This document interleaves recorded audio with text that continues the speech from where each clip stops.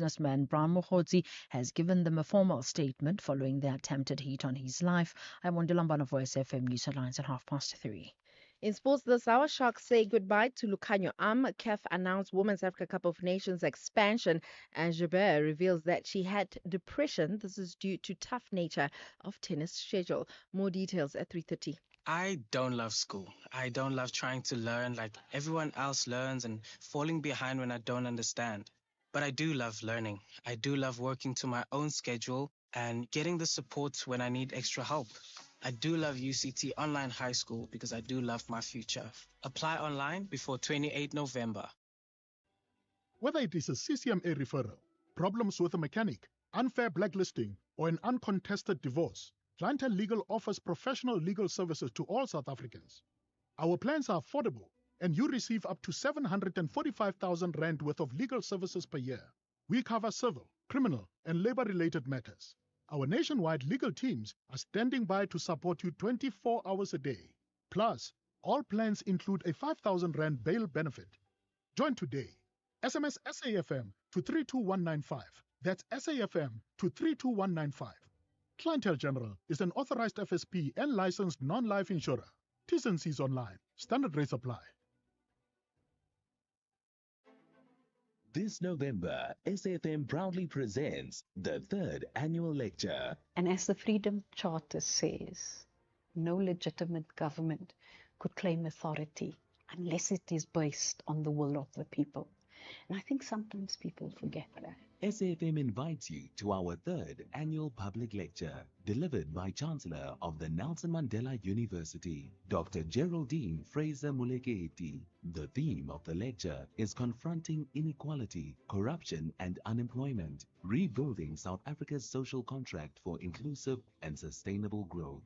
The lecture will take place on the 27th of November 2025 at the Indaba Hotel, Spa and Conference Center in Fourways, Johannesburg. Secure your seat by emailing us at rsvp@safm.co.za. SAFM, leading the conversations that move us. The National Pulse, weekdays, 3 to 6 p.m. Hello, John with you through till 6 o'clock today. Well, not a lot of me today because we're going to be going to the commissions and ad hoc committees and all the other things. Keep you up to date with what's happening there. We'll go live in just a moment. Let me tell you what else is happening. One of the headlines, if you're watching us on YouTube, one of the headlines today, Trump's worst nightmare wins in New York. So we're going to be focusing on that. Zoran Mamdani elected as the mayor in New York City.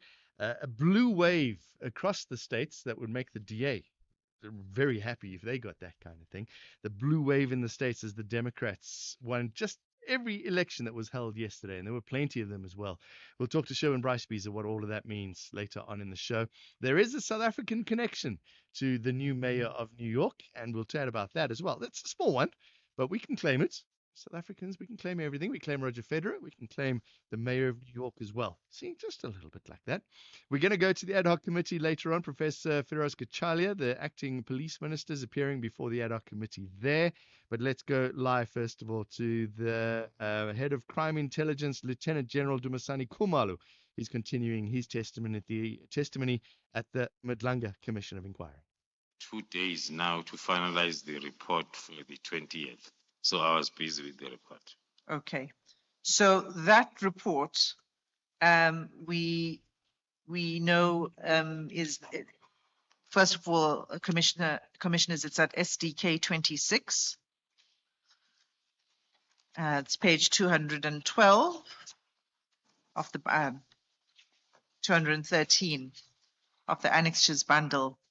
Now, General, this report is very detailed. It's 27 pages, and it spends quite a lot of time describing the work of the PKTT, as an overview of the dockets, the progress of the dockets, and the rest of it. Now, we don't need to, subject to questions from the commissioners, we don't really need to examine this in great detail because we've been through it before, and the National Commissioner has also been through this letter.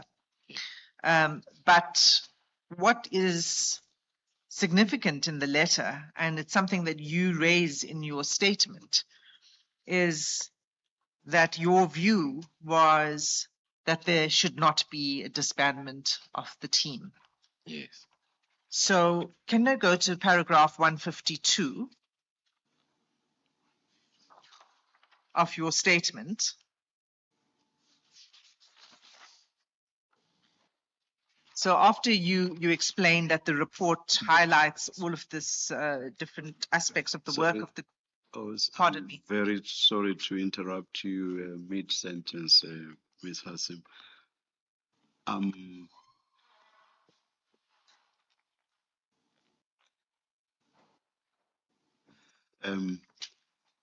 Annexure SDK 26, only the cover letter at page 212 is legible.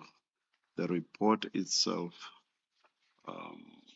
is illegible for the most part. My apologies, Chair. I was aware that these copies were not legible and requested that more legible versions be placed in your files. We can be certainly do replaced, that. please. In this other bundle, this is the one with the CJCs, starting CJC 8, does it? I think so. To all the way to CJC 21. It does have a legible report, but may those be sorted out for us, please? I think what happened, We Chair, can't, whilst going through the SDKs, then have to go to the CJCs. absolutely. Thank you very much. I think there was confusion in carrying out that. We'll make sure that it's replaced with a legible copy. For now, Chair, may I request that any questions or references to it to use the CJC version? Thank you. But we will correct the what page is it on?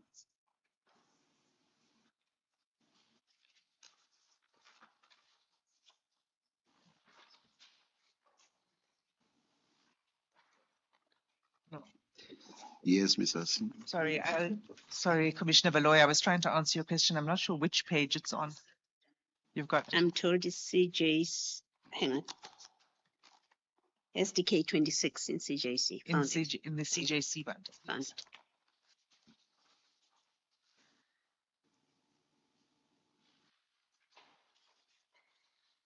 So, sorry, General, is your copy legible of SDK 26? Yes, yes, it is. Thanks. Okay, so in paragraph 151 of your statement, you describe general overview of what it is you addressed in the long report, SDK 26. And then at paragraph 152, can I ask you to just read that paragraph into the record, please? Reading paragraph 152 to the record, insofar as the report had to include a write-up of the justification for the disbandment of the PKTT, it goes without saying that I could not justify the disbandment. Neither could the National Commissioner. The position has always been that the PKTT had to remain. Therefore, in the report to the Minister, the National Commissioner and I simply stated that the directive of the Minister to disband has been noted and that the initial objective and the directive by the President has been achieved with noticeable decrease of political related killings in KwaZulu-Natal as a result of PKTT's intervention and execution of its mandate. In other words, we did not agree with the disbandment, but this was a directive for the Minister and he had directed that this aspect be dealt with in the report. Okay, so let's just look at that with reference to the report. In your bundle, General, it's at page 237. Commissioners, in your bundles, it would be page 25 of 27. In the pagination was probably the same because it was meant to be substituted. So page 237. And it's the bottom of that page, the conclusion. So, General, there in the conclusion, that confirms what you've just said in your statement. Is that correct? That's correct, Commissioners. So maybe you could read the first paragraph of the conclusion. First paragraph of the conclusion on the report of the 22nd, paragraph 3.11. In conclusion, the task team has undeniably achieved and far exceeded the purpose for which it was established. No other task team in South Africa has achieved these successes, nor has been able to investigate and ensure successful prosecution of the perpetrators of politically related matters. And then you continue in the second paragraph, and that's where you say the directive by the minister has been noted. And I just want to understand correctly what happens then in the rest of this report, which is now almost near its end. Yes. I just want to understand what you were saying. You were saying that you continued to make the proposal that now follows, because that was the request of the minister to include that in the report. To include, let me continue. The paragraph starts with the directive by the minister to disband the National Task Team has been noted, and the initial objective and the directives by the president has been achieved noticeably, as we say in the conclusion, also in my statement. Then the next paragraph says the South African Police Service remains responsible for the finalization of those dockets in the possession of the task team, as well as finalization of dockets which are currently before court. The following steps are being taken to wind down the task team without compromising pending investigations or court purposes or court processes. And then you set out the steps. The winding down steps flowing from the previous paragraph. Yes. And those steps are also summarized in paragraph 153 of your statement. Is that correct? That's correct, Commissioner. And do I understand correctly that what these steps envisaged is that the dockets would remain with the PKTT until they were finalized? That is correct, Commissioners, as from the first paragraph that says it is the South African Police Service responsibility to finalize all the investigations. So this is how then the process is going to be followed in order to ensure that all the investigations are finalized. But the SAPS could be any part of the SAPS that can be responsible for the finalization. But what you proposed in those steps is that they must remain with the task team until they are concluded. Thank you, Commissioners. In the same sentence that says the South African Police remains responsible for the finalization of the dockets in possession of the task team, as well as finalization of the dockets which are currently. So that was introducing the fact that the task team must see its work to the finalization. Okay, Is so that not Roman 2 that we should be looking at? The first sentence of Roman 2. on the same page 238. That's correct. And maybe the witness could just read that. It was also one of the advices or recommendations forwarded by the National Commissioner addressing this letter to the Minister as a response of the 31st December letter, to say stakeholder engagement to be conducted with other external role players in the task team, especially the National Prosecuting Authority, who have a dedicated capacity of prosecutors working with the team. It's the Roman numeral 2 that we were referring to. If you can read the first sentence of Roman numeral 2. On the report. Yes.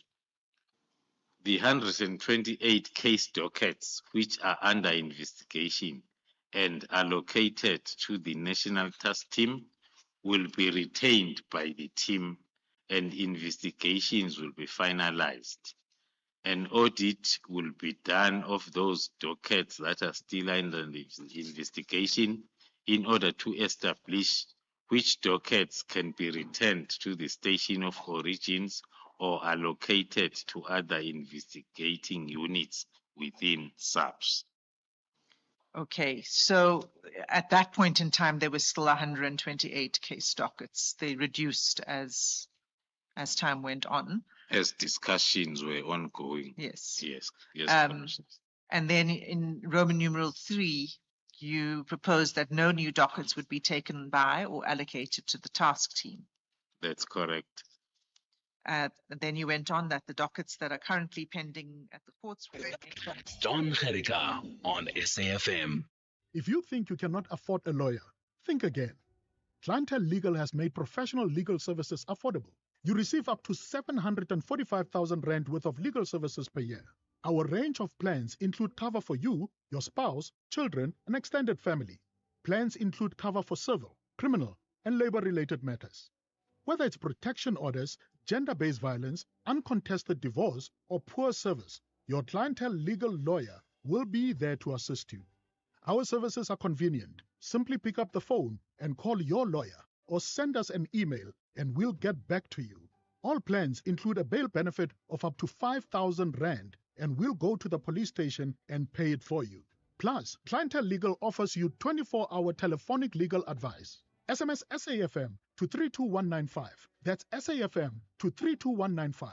Clientele General is an authorized FSP and licensed non-life insurer. T's and C's online. Standard rates apply. 48 nations, one dream.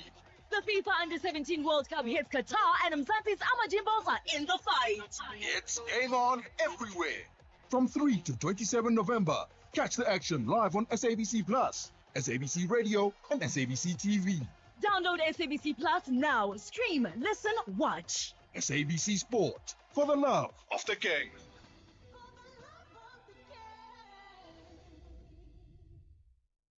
The National Pulse, weekdays, 3 to 6 p.m. Queries by prosecutors was also going to be negatively affected. Okay. So this was going to be a very gradual process. It would take quite some time. Yes. If you turn over the page to 239, at Roman numeral 7, you speak about the multidisciplinary approach. 6. My copy is also not that legible, Chair. Thank you for the correction. It's 6. You talk about a multidisciplinary investigative approach that will be applied. Can you just explain what you are referring to in that paragraph? What is it that you were proposing, you and the National Commissioner? Thank you, Commissioners. Yesterday, I stated that in all our reports, we are trying to maintain this view because that's what we believe in. Same applied to this report, that we are saying this multidisciplinary investigative approach, which we, in short, refer to it as analysis-led, more analysts than investigators, and prosecutor-guided investigation that is currently applied by the task team will be adopted. Now, it was the National Commissioner informing the Minister that it will be adopted and used to serve as a benchmark for the realignment of contract killings and organized crime investigations, and further directives will be issued in this regard. So what do you mean here? Are you saying that the model of the PKTT then would be used as a benchmark? It would be replicated for the purposes of organized crime investigations and contract killing investigations?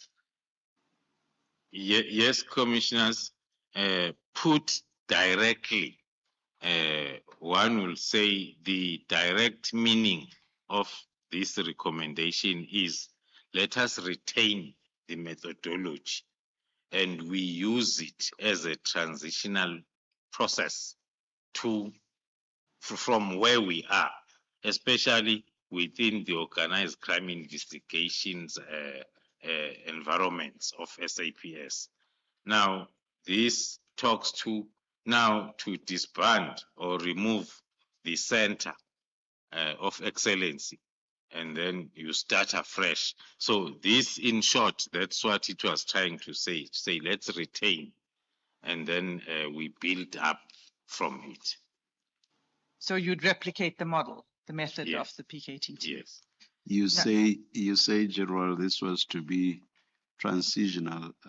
Looking at 6, Roman numeral 6, it does not sound as if this was meant to be transitional. I read it to have been intended to be permanent, once implemented, to be permanent. Am I incorrect? Am I misreading it? The interpretation, thank you, Commissioners Chair, the interpretation might be right from the chairperson's point of view, but if read as a whole, that paragraph, it starts by explaining the multidisciplinary investigative approach. What is it? And then we are saying that is the approach applied by this team currently. And National Commissioners say this approach will be adopted instead of using transition, will be adopted and used to serve as a benchmark to standardize the investigation of all contract killings as well as violent organized crime. Thank you, General. Thank you, Chair. So that report, we come to the end. It's got the signature of the National Commissioner and the date. And then there is a space below it for comments and for signature by the Minister, but there is no signature. I take it that means it was never approved, adopted, or signed by the Minister. If I may go back to the pressure between the 18th and the 19th, 2 days to come up with a 27-page report that up to now, it has not been approved. It's still empty. So that will mean the hard work put during those 28 hours came to nothing because the report is not approved or not signed, or it's. So what was the response of the Minister to this? Was there any response from the Minister to this letter? Was there a verbal response? Was there some other written response from the Minister? Thank you, Commissioners. From the compiler's point of view, there was no response. Even after inquiring from the writer, who's the National Commissioner, I got feedback that there was no response up to date. So the next. That's the head of the Crime Intelligence, Lieutenant General Dumisani Khumalo, who's testifying at the Madlanga Commission of Inquiry. We'll be back with that in a moment. Also see Donald Trump is addressing the media in Washington. It's 8:30 in the morning in Washington, so we're keeping a close eye on that and seeing what he has to say. We'll be back to the Madlanga Commission in a moment. You're with SAFM. It's 3:30. Let's get headlines with Ondela. Thank you, John. On the news headlines at 3:30, Deputy National Police Commissioner General Shadrack Sibiya is among the senior police officers that have been identified to be involved with the criminal cartel. This is according to Crime Intelligence Head General Dumisani Khumalo, who is testifying before the Madlanga Commission. Police have confirmed that a successful search and seizure warrant has been executed on controversial businessman Brown Mokgotsi. This after Mokgotsi met with the police's investigation team earlier today in the presence of his attorney. And ministers from European countries have agreed a watered-down climate change target. A full update follows at the top of the hour. SAFM, guiding you through the rush hour traffic. Good afternoon. Starting off in Gauteng, Main Reef Road is queuing in the Crown City West area, and the N1 southbound has delays towards Grasmere services. In KZN, the N3 is where truck rushes recovery is underway. Near Van Renen Village, you asked to expect delays. And the N3 eastbound has ramp closure with no access to Sadara due to a truck fire incident. In Cape Town, the N1 outbound slow moving on Plattscliff Hill, and Spine Road westbound in Khayelitsha slow moving at Jafta K Masimola Road. With your traffic update, I'm Irma G. This is SAFM Sports with Tumin Kapele.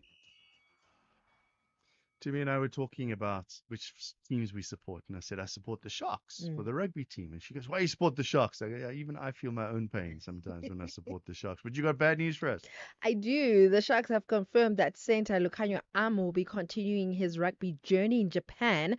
Now, Am's been part of the Sharks family since 2016, joining from the Southern Kings and raking up more than 100 games in black and white. He's joining the Japanese Rugby League One side, Mitsubishi Sagamihara Dynamos, where Peter Schultz and the likes of Walt Steenkamp, amongst others, are.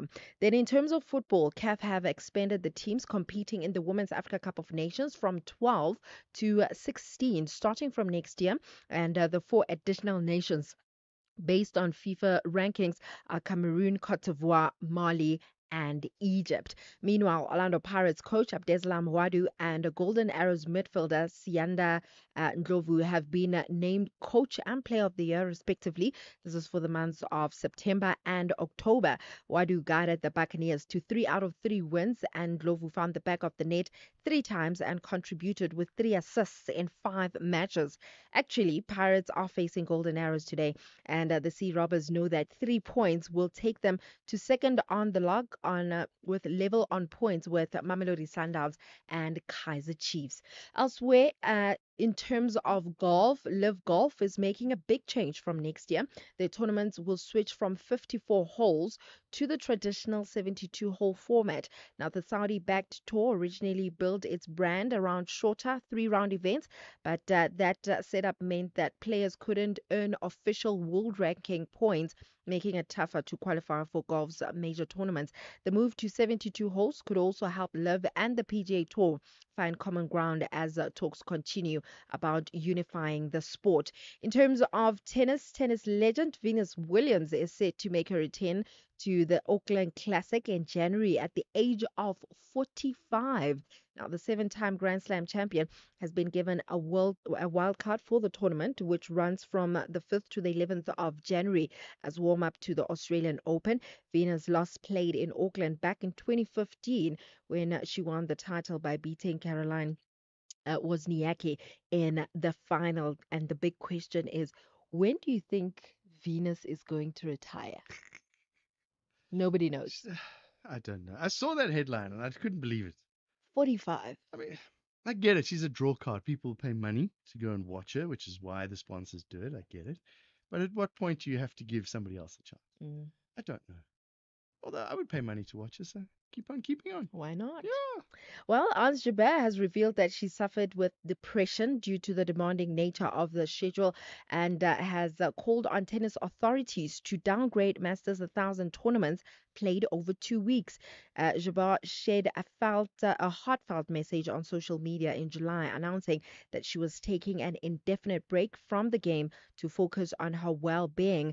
And nicknamed the Minister of Happiness, the 31-year-old revealed that she had been struggling physically and mentally for the past 2 years and was not feeling herself on the tennis court. On that note, it is a wrap from my side for now. I'll have more in the next hour. You could spend 10 minutes waiting for that video to download.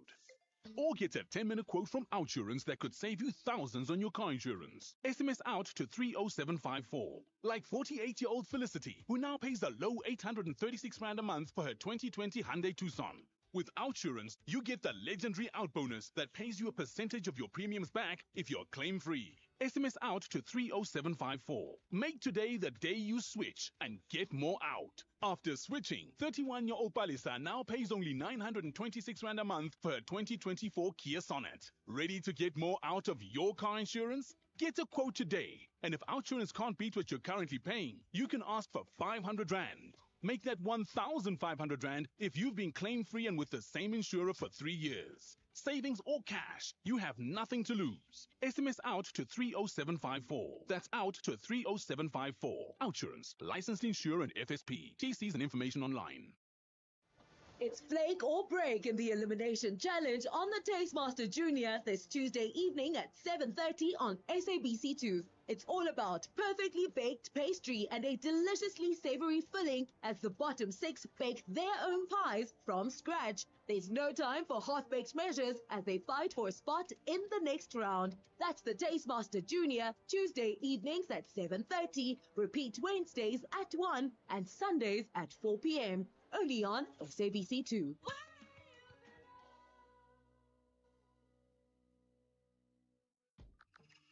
Access to the internet is vital for any country to grow. That's why the recent 6.75 billion rand digital infrastructure deal that Standard Bank Corporate and Investment Banking facilitated between Telkom and an Actors-led consortium is so transformational for South Africa. It unlocks growth and provides internet access to underserved communities who will now have access to the internet for the very first time. Search CIB Stories of Impact to watch the full story.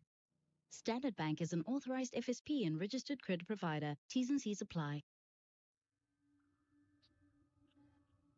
The National Pulse, weekdays, 3 to 6 p.m. You're with SAFM, Jon Gericke in for Ashraf. Coming up in a moment, or not in a moment, coming up after 4 o'clock when the Madlanga Commission ends, we're going to go to the ad hoc committee in Parliament. Acting Police Minister Professor Feroz Kachalia is appearing there. And then later on today, we're going to get an update of what's happening in the States. I see Donald Trump is busy speaking to the media. He's blaming the shutdown of the government there that's contributed to the Democrat election success, the Democrat Party. He's also talking about the Democrats. I see a lot of it is off the cuff. Sherwin Brycebees will be watching that, and we're hoping to talk to Sherwin later on in the show and get an update on what's happening in the States. Now, though, let's go straight back to the Madlanga Commission. The head of crime intelligence, Lieutenant General Dumisani Khumalo, is being led by evidence leader. Must be submitted to the Ministry-Management Executive Committee meeting late January 2025, the date of which will be communicated as soon as possible.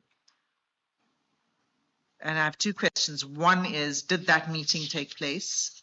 And was that final report or any final report prepared?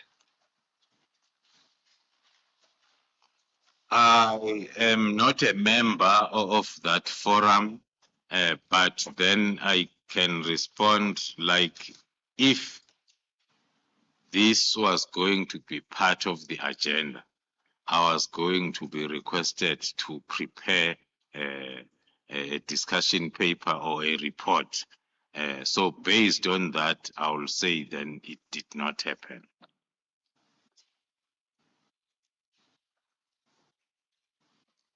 Okay, so that was 22nd. The next thing General, we were then going to 155 of your statement because the next thing that happens is on the 4th of February.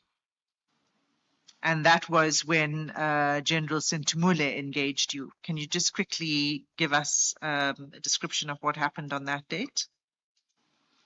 Then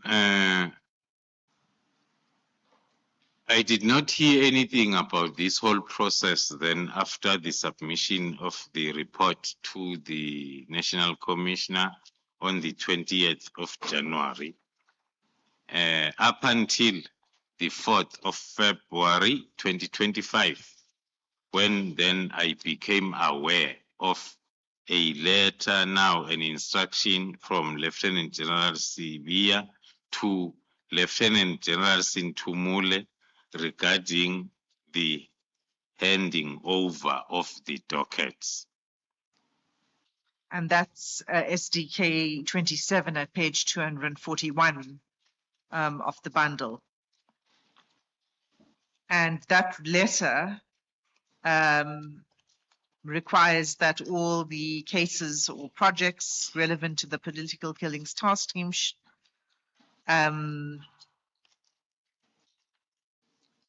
should be, I think it was that it should be provided to or handed over to General Sintumule. Is that right?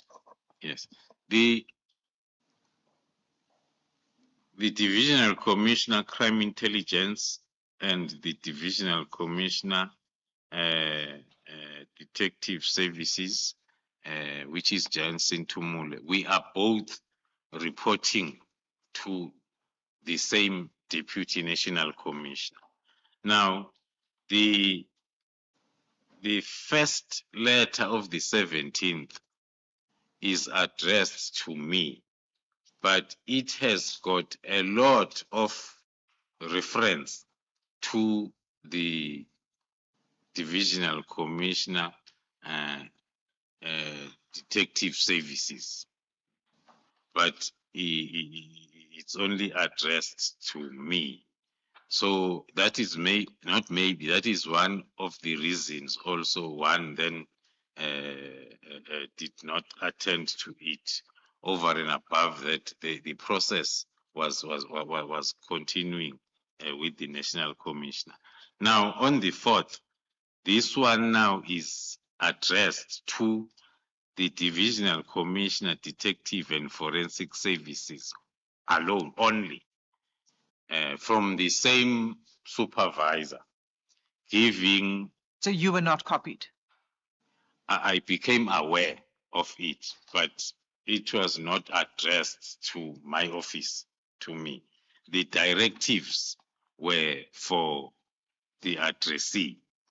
But now, because the addressee, to comply with the instruction, had to liaise with me, that's why then I had to be aware of the correspondence. Okay, so it's quite clear in paragraph 5 of this letter that it says, in compliance with the Minister's directive, you are directed to engage with the Divisional Commissioner of Crime Intelligence with a view to the proper handing over and to follow all processes necessary to conduct a handing over process.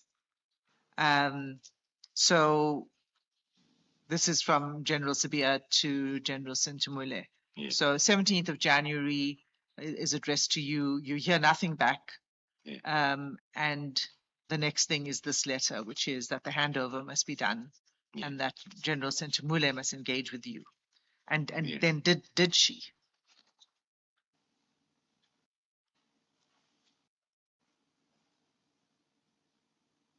Did she engage with you? Yes, she did. She did engage with me, not even once. She did engage with me plenty of times, just into more. She engaged with you many times. Yes, many after times. this letter. After this letter, with reference to paragraph 5 of the letter. So when she engaged with you, she was asking you to hand over the dockets Yes, and to comply with the instruction, because it's her who has been instructed. So mine is to take the dockets that I'm accounting for and give to her so as she can comply. And did you? Yes, I did. I did give the dockets to her. When did you give it to her? The date, it's supposed to be further down my affidavit. There were 2 dates when the dockets were handed over.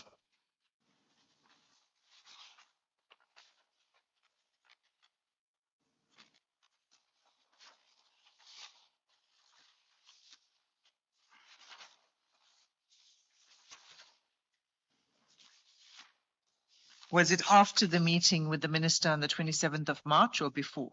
Way after, yeah, no, around that time. I think the 28th, the first batch of dockets were handed over, and then the following month, the 3 remaining dockets, then I handed over to her. And what's the explanation for the delay between 4 February to 28 March?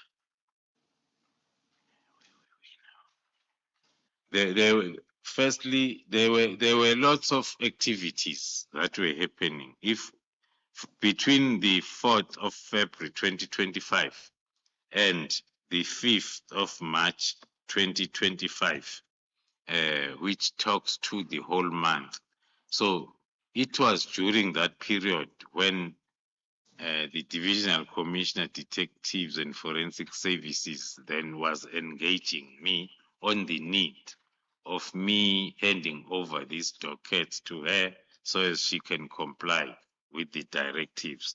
And then on the 5th of March, that is when then on paragraph 156, there was another activity that talks to the political killings task team.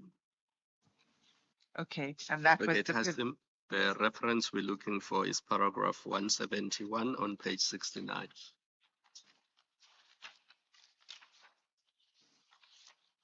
Yes, the 28th of March was when it was handed, when dockets were handed over. That's correct. Thank you, Commissioner Khumalo. And that was after the meeting with the minister on the 27th. And I was asking you why there was such a big delay between this and the 4th of February, between 28th of March and the 4th of February. And you said there were a lot of activities that were taking place in the interim. Yes. Right? And one of them is the 5th of March, appearing before the Portfolio Committee, where you made a presentation. That is correct, Commissioner. And that presentation is attached as SDK 29 in the bundle. And, you know, this presentation was prepared for the Portfolio Committee. Did you make the presentation to the Portfolio Committee? Yes, Commissioner, I was in attendance of the Portfolio Committee and I did present the same presentation. And what was the, there were, well, you, maybe let's just go to that paragraph. It's paragraph 156. And can you just read paragraph 156? On the 5th of March 2025, I appeared before the Parliamentary Portfolio Committee on Police for a briefing on challenges relating to an instability of the Crime Intelligence Division, including the background on the investigation against Major General Khan, and 2, background and status of political killings task team, and then 3, details about KwaZulu-Natal Provincial Commissioner's interview during 2025 Police Day. Okay, that was in line with the invitation from the Portfolio Committee. 2 of the issues that were on the agenda were going to be presented by myself. and one was going to be presented by Provincial Commissioner KZ. So you were requested by the committee to address these three topics? These topics. Well, okay, you and the provincial commissioner. Yeah. Okay. So one of the topics, as we know, is on the PKTT. And can we go to paragraph 157 then? Before you do that, Ms. Hassan, you moved a bit too fast for me. I didn't realize you had moved off this letter.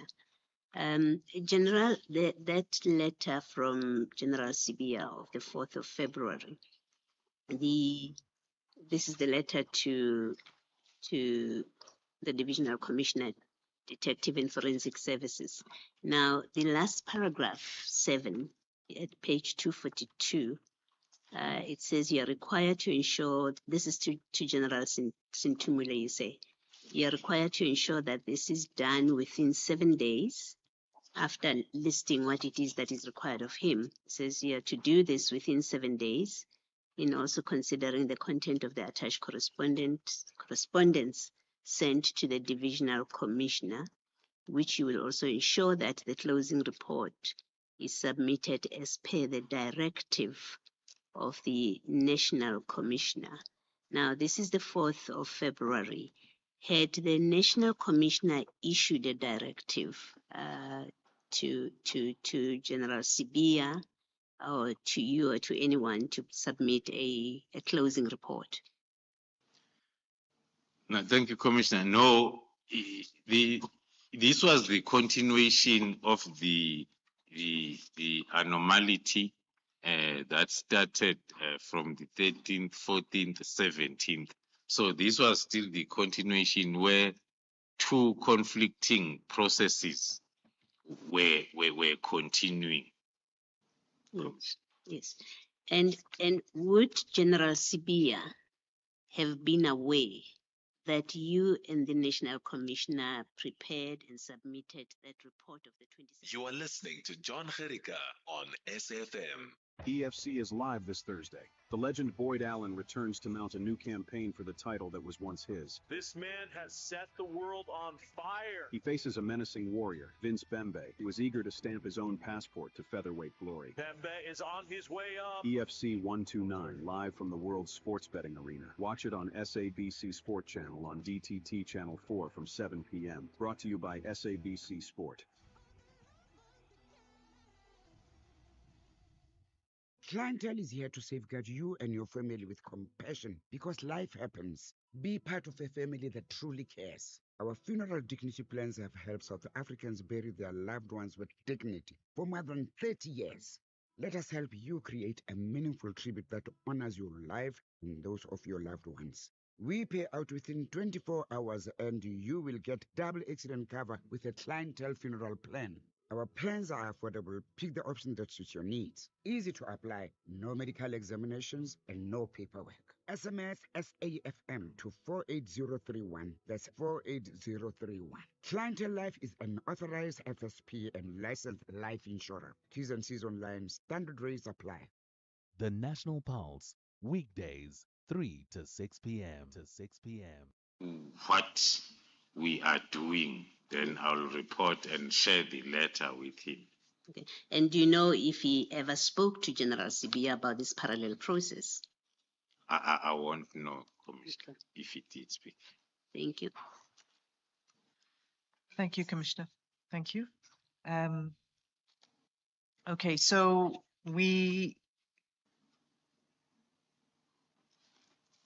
are in March at the Portfolio Committee, and you'd been requested by the Portfolio Committee to address those three topics. One of the topics relates to the PKTT, and you made a presentation on the PKTT to the Portfolio Committee. Now, your presentation is here as SDK 29, and it's quite long, and we don't really need to go into the weeds on it. But as I understand it, it's in two parts. The first is on crime intelligence and the work of crime intelligence. And the second part deals with the PKTT. Is that right? That's correct, Commissioners. And if I can just turn then to page 273 of that presentation.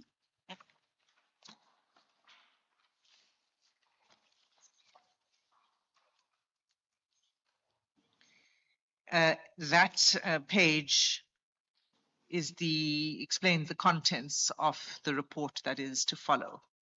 And the headings, if you can just read out what the headings are. The headings that were included in the briefing to the Portfolio Committee, the first one was the background of the political killings task team, followed by the funding and expenditure since inception. And then the third one, successes achieved. The fourth one, the current status of the political killings task team. Okay, so in this presentation, apart from the background and the update on the work, much of this has already been presented to the Commission by yourself and by General Mkhwanazi. There is a slide that deals with the budget.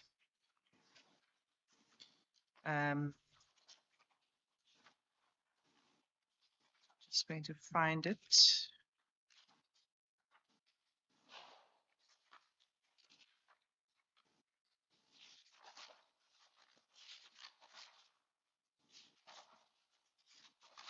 It's page 277.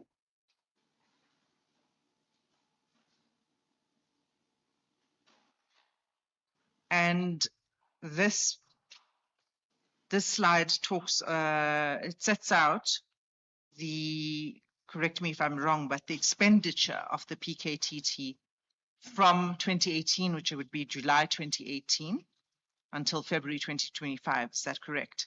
That's correct, Commissioner.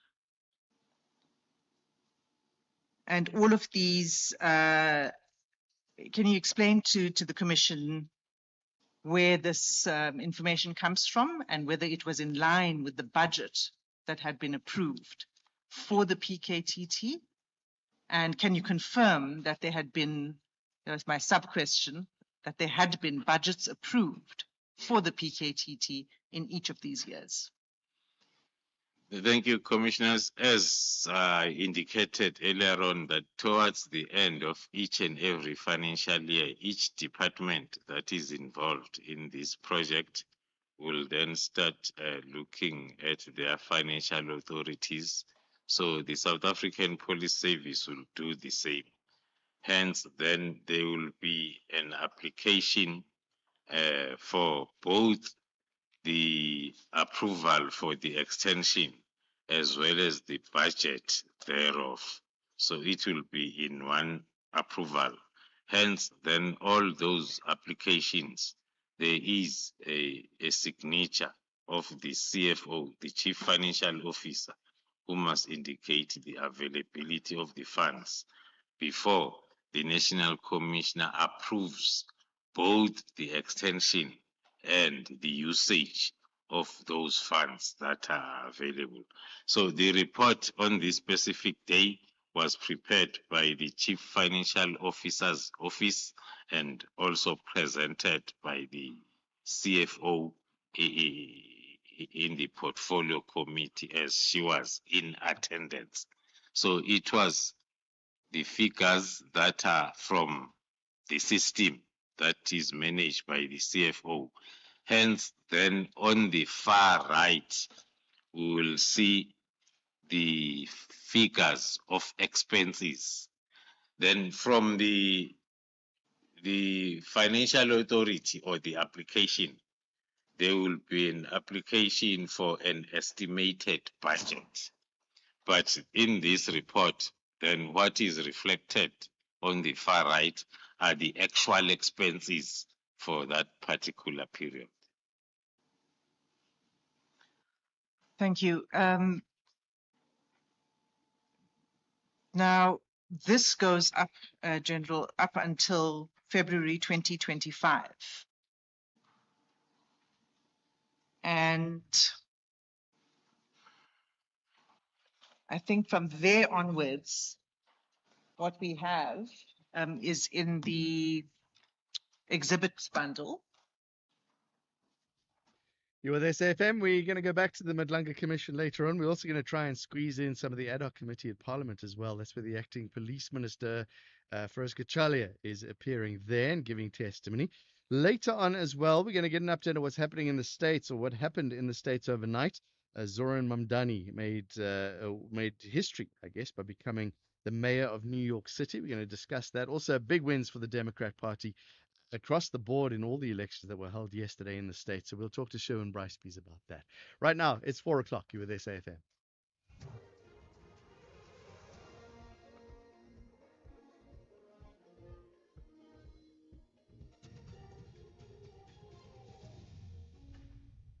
Thank you, John. On the top stories, Kumalo testifies on Sibia's involvement in criminal cartels, and 4 ANC officials join the DA. For SAFM News, I'm Ondelambana, and a very good afternoon.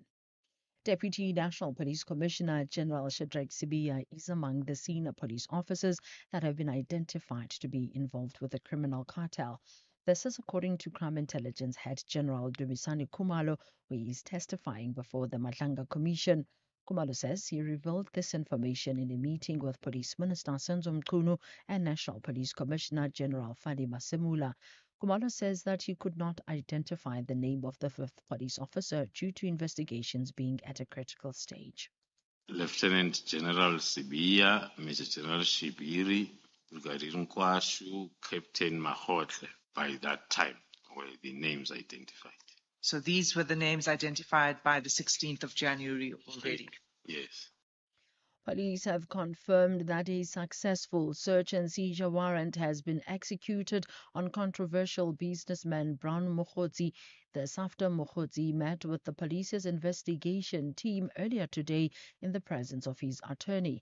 It's understood that Mokgotsi also provided police with a statement on the sequence of events that took place on Monday night following the alleged drive-by shooting incident in which he was involved. Police spokesperson Atlenda Mate. SAPS has successfully executed the search and seizure warrant that was issued for the 16th of October in Mahikeng for Mr. Brown Mokgotsi. The team investigating the fraud, corruption, and defeating the ends of justice case has also seized certain devices from him.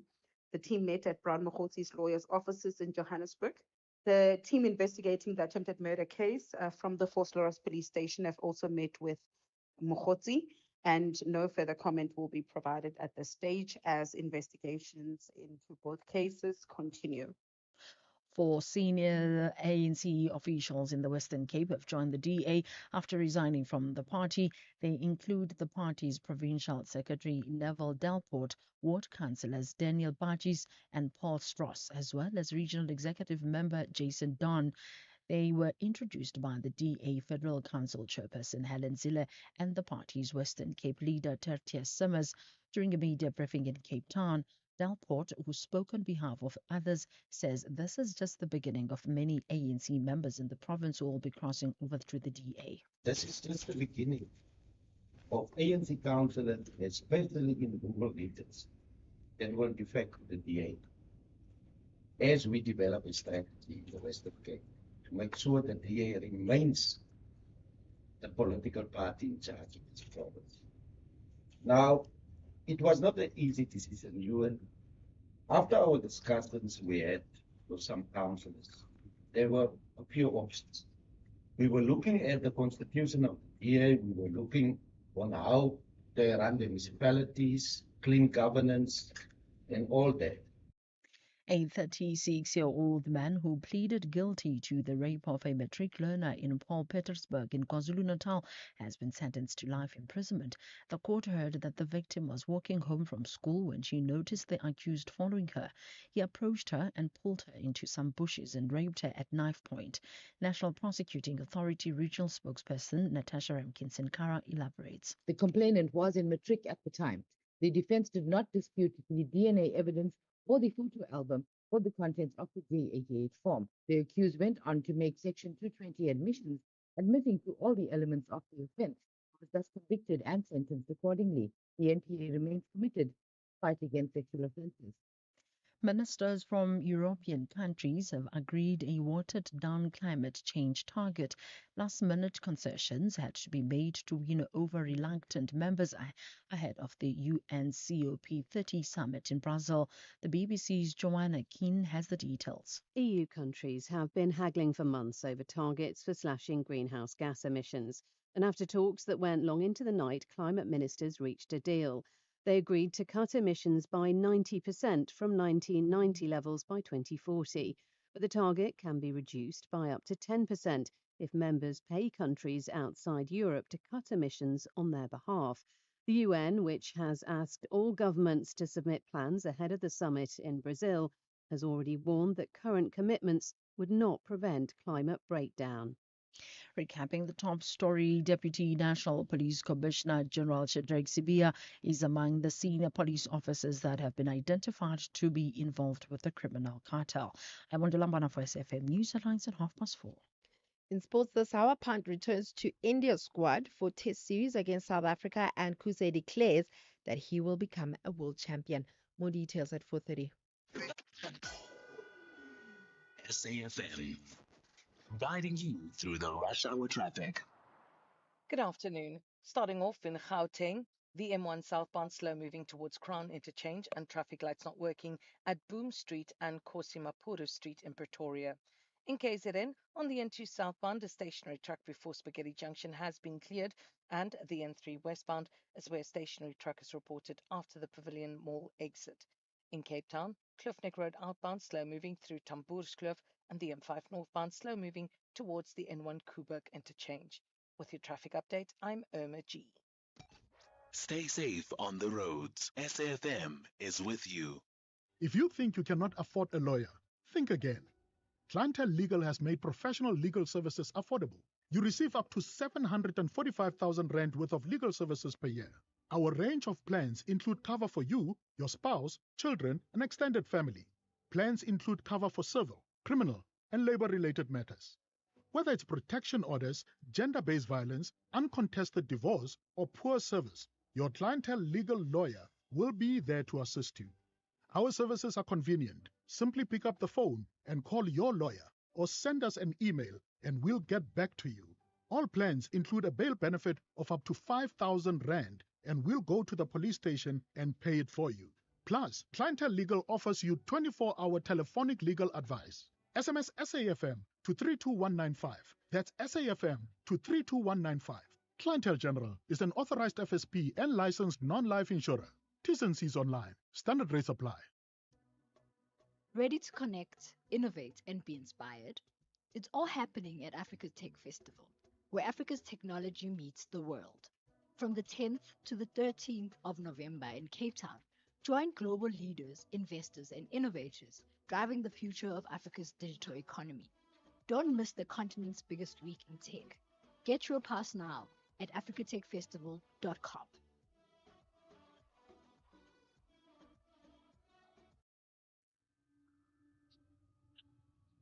The National Pulse, weekdays, 3 to 6 p.m. It's 9 minutes past 4. John in Fast Drive. Good afternoon to you. For the last hour or so, you've been listening to the Head of Crime Intelligence, Lieutenant General Dumisani Khumalo. We're going to change our focus now. We're going to Parliament, where the acting police minister, Professor Firoz Kachalia, is in front of Parliament's ad hoc committee looking into matters of national security. This was established, as you know, after Police Commissioner in KwaZulu-Natal, Nhlanhla Mkhwenazi's allegations of criminal infiltration, corruption, and political interference in the criminal justice system. Let's go to the live proceedings. And I will act. Thank you, Minister. You don't see firing of General Sibia and the Minister as a low-hanging fruit based on the allegations and the evidence that has been brought before the Madlanga Commission? Which minister? Minister, I must watch my pronunciation here. Minister Kunu, yes. Well, that's not my decision. Okay. Okay. But I asked you your view. in My terms view- of low-hanging fruit that would contribute towards No, reform immediately? I'm afraid I can't. That's the president's decision, and that's my answer. Okay. Minister, let's take a walk down memory lane because I see there's similarities here. We saw the disbandment of the Scorpions in 2008. I think this was under President Jacob Zuma as well. We see all these presidents disbanding entities when they are embroiled in corruption. We saw the replacement of the Hawks under SAPS. Also another failed mandate, South Africa suffering with the consequences. We now see IDAC under NPA, another interagency mess. We know that you served as the chairperson of the National Anti-Corruption Council, I'm right? And there you've made a recommendation for another entity, I think it was called the Public Office of Integrity. The Public Office of Integrity. The Office of Public Integrity, sorry. Do you want to start another anti-corruption body that's going to take us how long? We've seen sort of the negative impact and the corruption within these Chapter 9 institutions, and we know this could possibly take years. Do you think this is the right step to take? So maybe you're confusing the Hawks with the Scorpions. The Hawks, that's the DPCI. It continues to exist. It's in SAPS. It's a very important component, and I've indicated that I think that it needs to be developed and reshaped into the main vehicle for attacking organized crime. So it does exist. Your observations about IDAC are not quite right, because IDAC came out of a constitutional court judgment responding to the disbandment of the Scorpions, which is what I think you intended to say. And it's an attempt to implement a prosecution-led approach to the fight against corruption by strengthening the independence of that institution. So what you are mischaracterizing with respect to this initiative. It's an important initiative in the reform process. It's not going to be helpful with respect, member, to be impatient with the serious questions we're facing around institutional reform and capacity building. We had an extraordinary achievement in this country when we had a democratic breakthrough. We adopted a constitution in a relatively peaceful way, and we set up a range of institutions. Some of them have been an enormous success. Others have failed.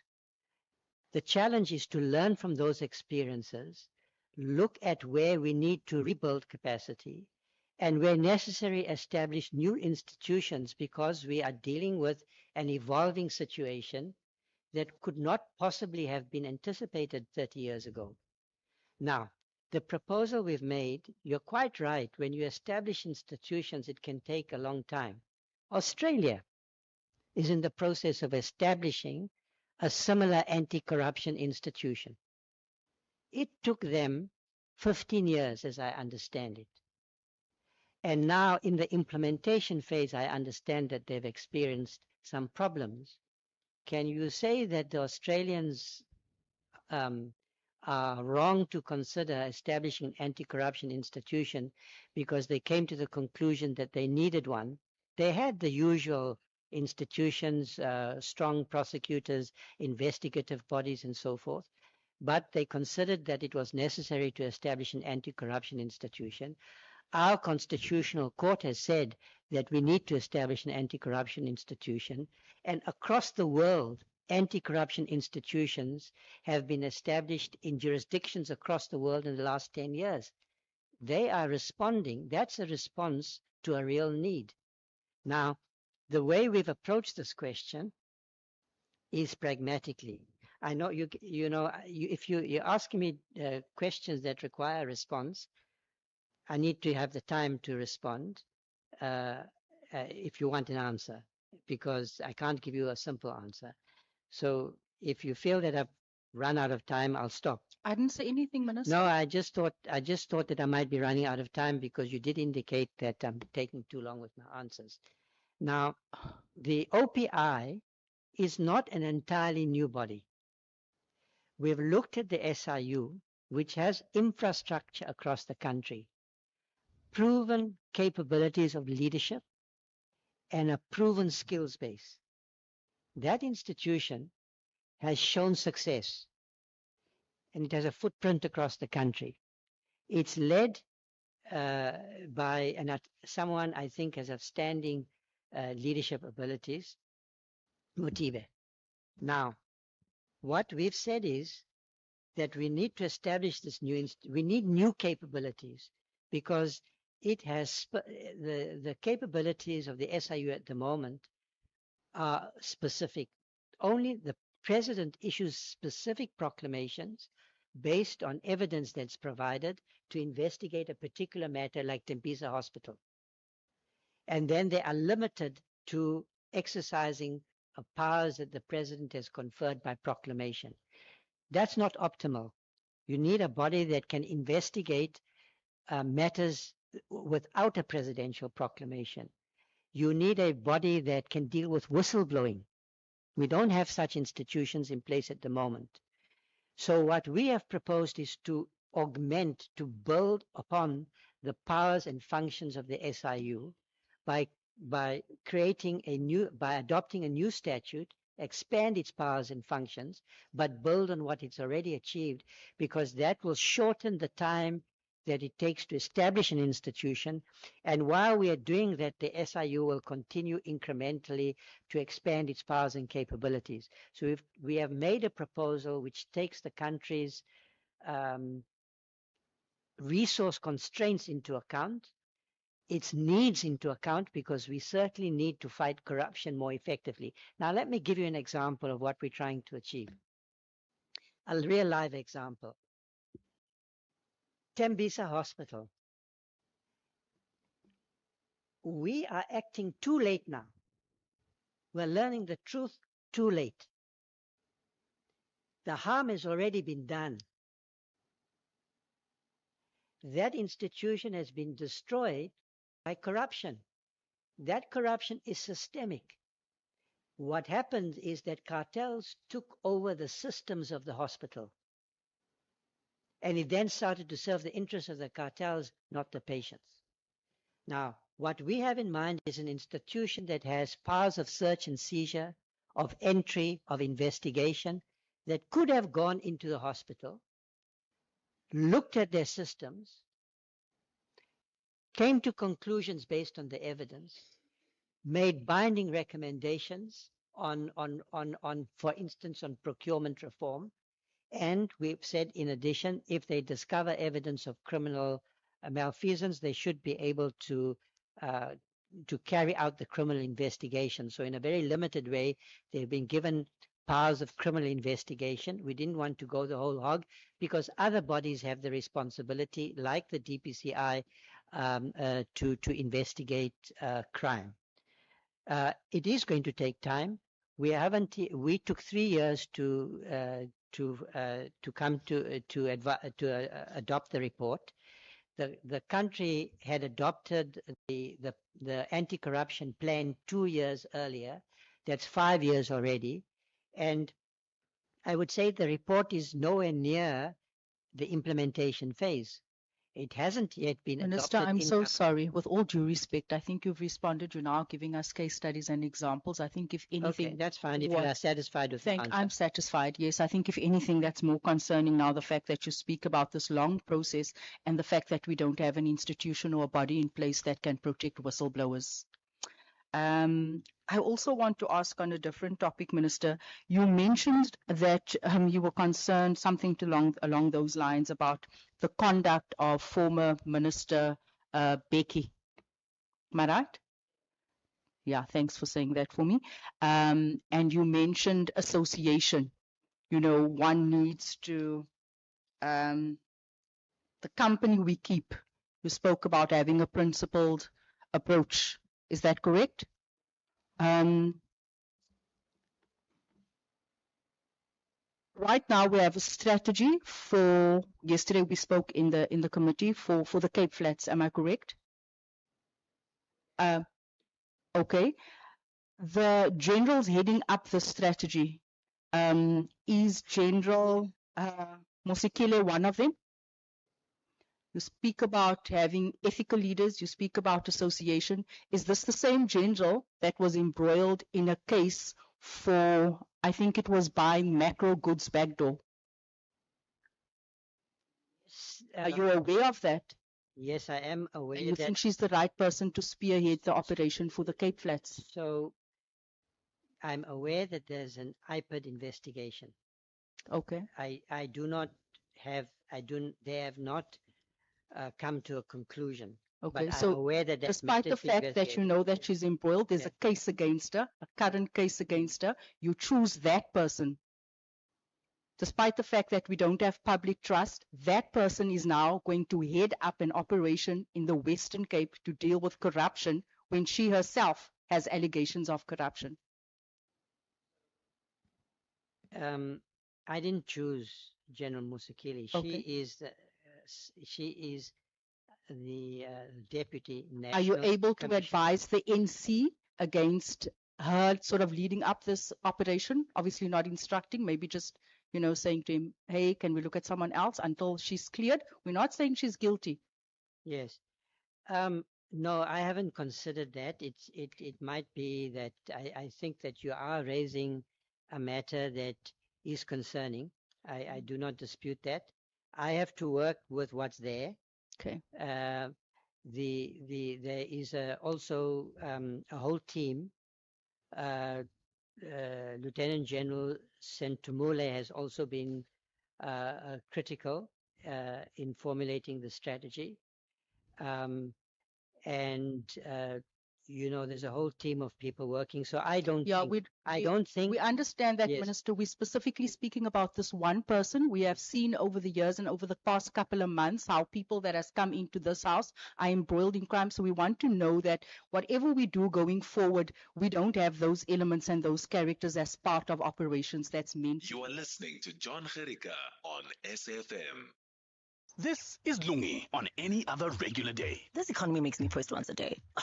Who does that? Like, ew. Now this is Lungi getting extra with the 20 gig summer deal for just 99 Rand. I have so many gigs. I could even have a gig, guys. I'm going live every single day to me because get Extra your summer. Get 20 gigs plus 2 months free YouTube Premium and 100 Vodabucks exclusively on the Vodafone app. T's and C's apply. Further together, Vodacom.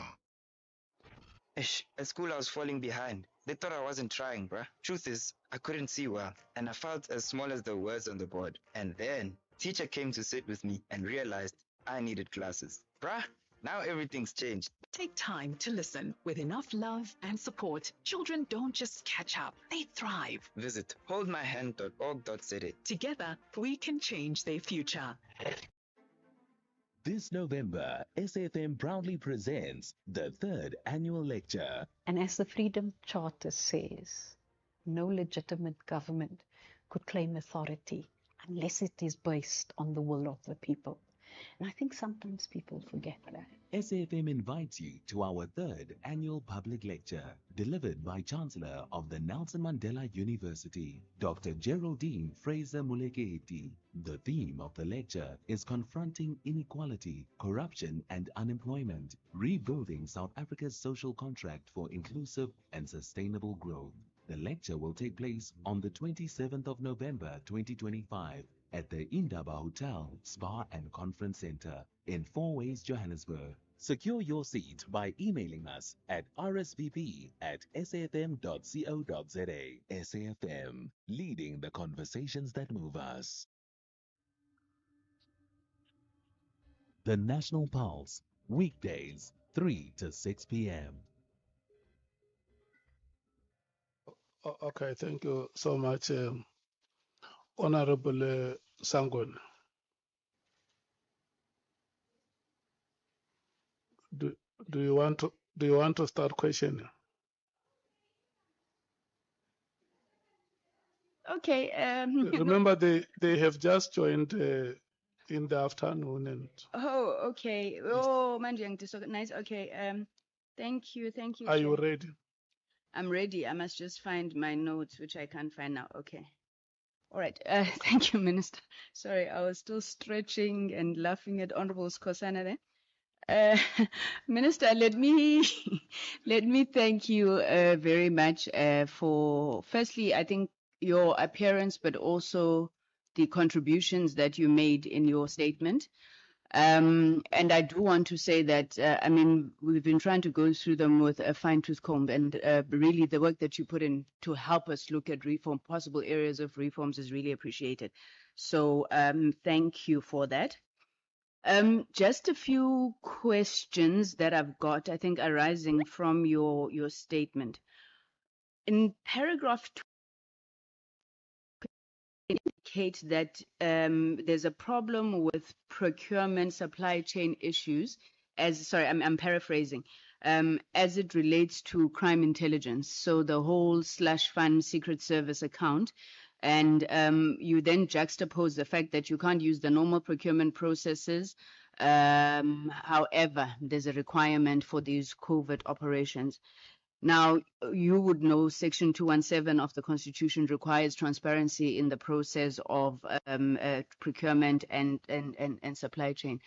How are you thinking that that can be resolved? Because, I mean, a lot of these problems do arise from that /fund issue. Thank you for the question, Honourable Member. It has to be resolved. I mean, so step one is to recognize that Section 217 of the Constitution is applicable. So any system that is designed for the closed account has to be compliant with 217. But I also think that there has to be a special dispensation. So the question becomes how to achieve transparency, which is consistent with the work of crime intelligence, which is vitally important for the fight against crime, particularly organized crime. I mean, think about the gang violence in the Western Cape and across the country. What we need is good intelligence. So we need to rebuild crime intelligence. They need to be able to, they need informer networks and so forth and so forth. They need to operate in a clandestine way. They need to spend money, in the course of the work that they do. But we, as the in Parliament and in public and the public in general, need to be assured that the money is not being misused. So I think there has to be a special dispensation, and I indicated that I've asked Deputy Minister Motale to look at that question. It's probably going to require reform of the. I understand that the extant legislation has not changed in the post-apartheid era, and that we're still operating with apartheid era legislation. So the problem is not just that, it's that we don't have a regime that is designed for our needs now that we are a constitutional democracy. And how that circle should be squared, I don't have answers yet. We have to go through an inquiry process, but it needs to be done.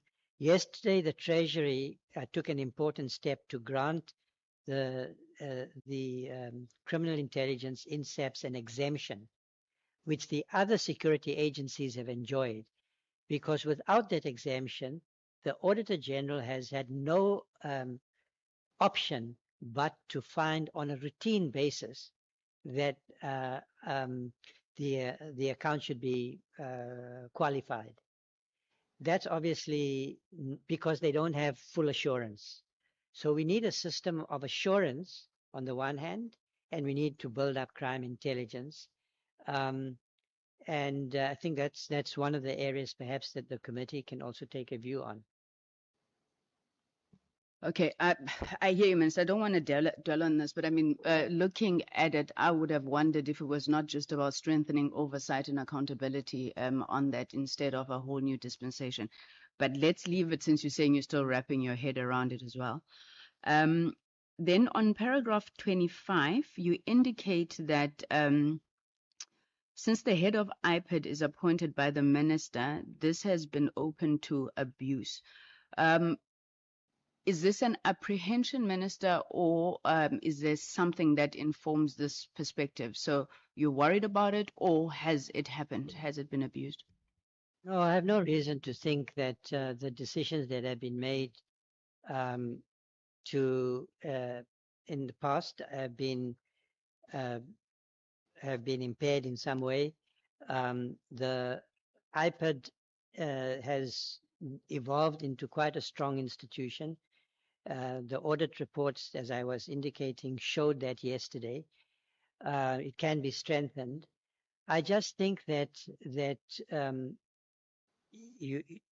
an institutional problem that could lead to those consequences because IPID investigates misconduct in the police service.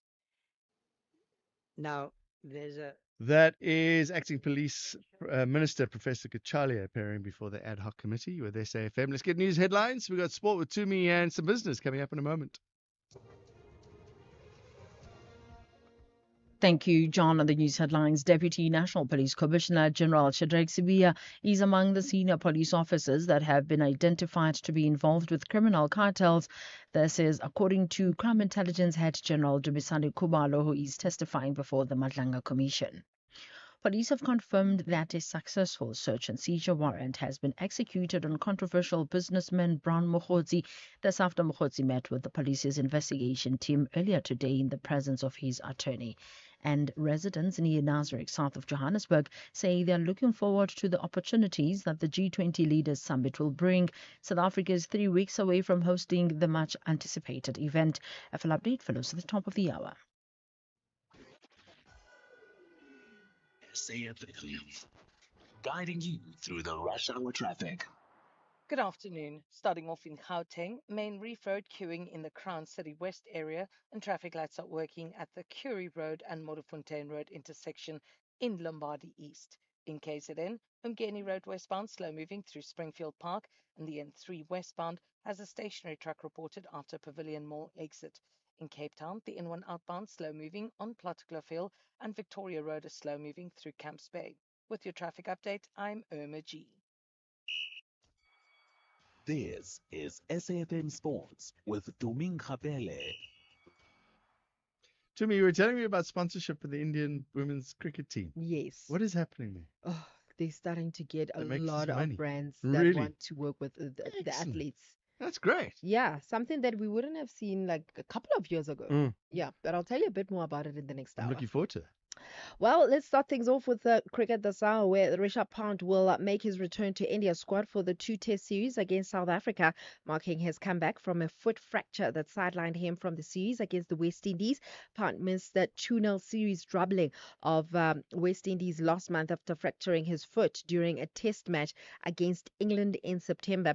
Now, he proved his match fitness in style just last week in a game against India A and South Africa A in Bengaluru, where the 28-year-old scored 90 in the second innings to guide his team to a 3-wicket victory. In terms of rugby, the Sharks have announced the departure of Springbok centre Lucanio Am.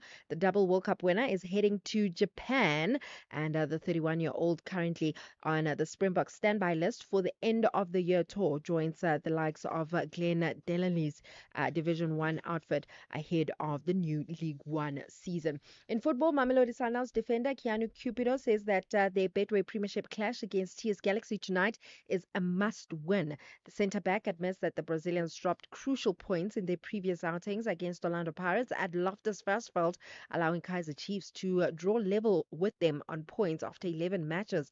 Now, with Sundowns returning to the same venue to host the Rockets, Cupido insists that nothing less than a victory will do as they look to regain momentum in the title race.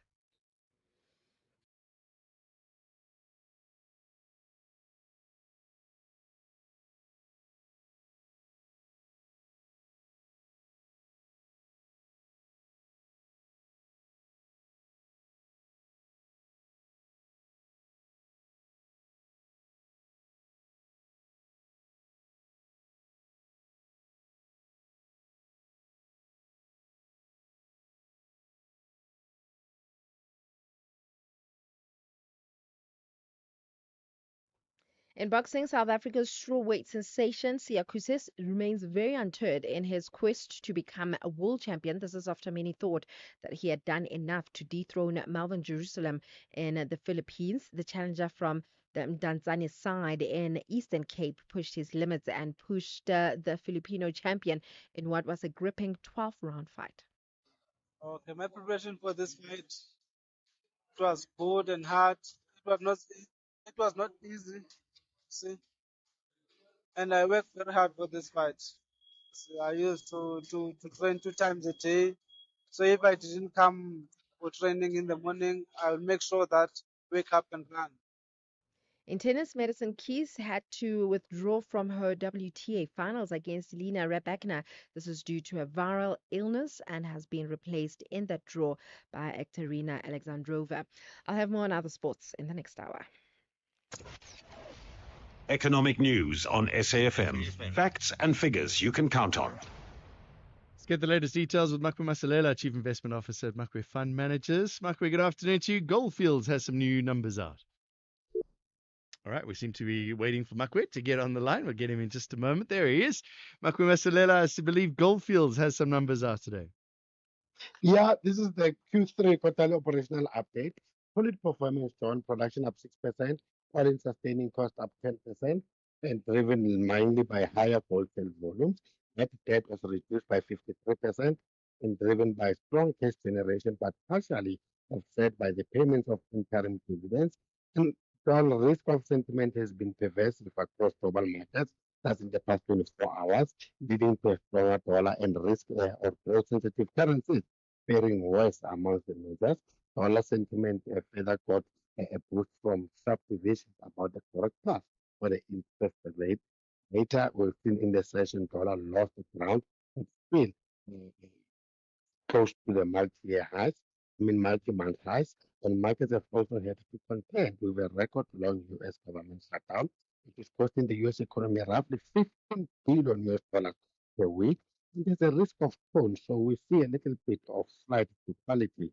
That with regards to treasuries and bonds, and bonds went up, pushing yields lower amid the flight to safety.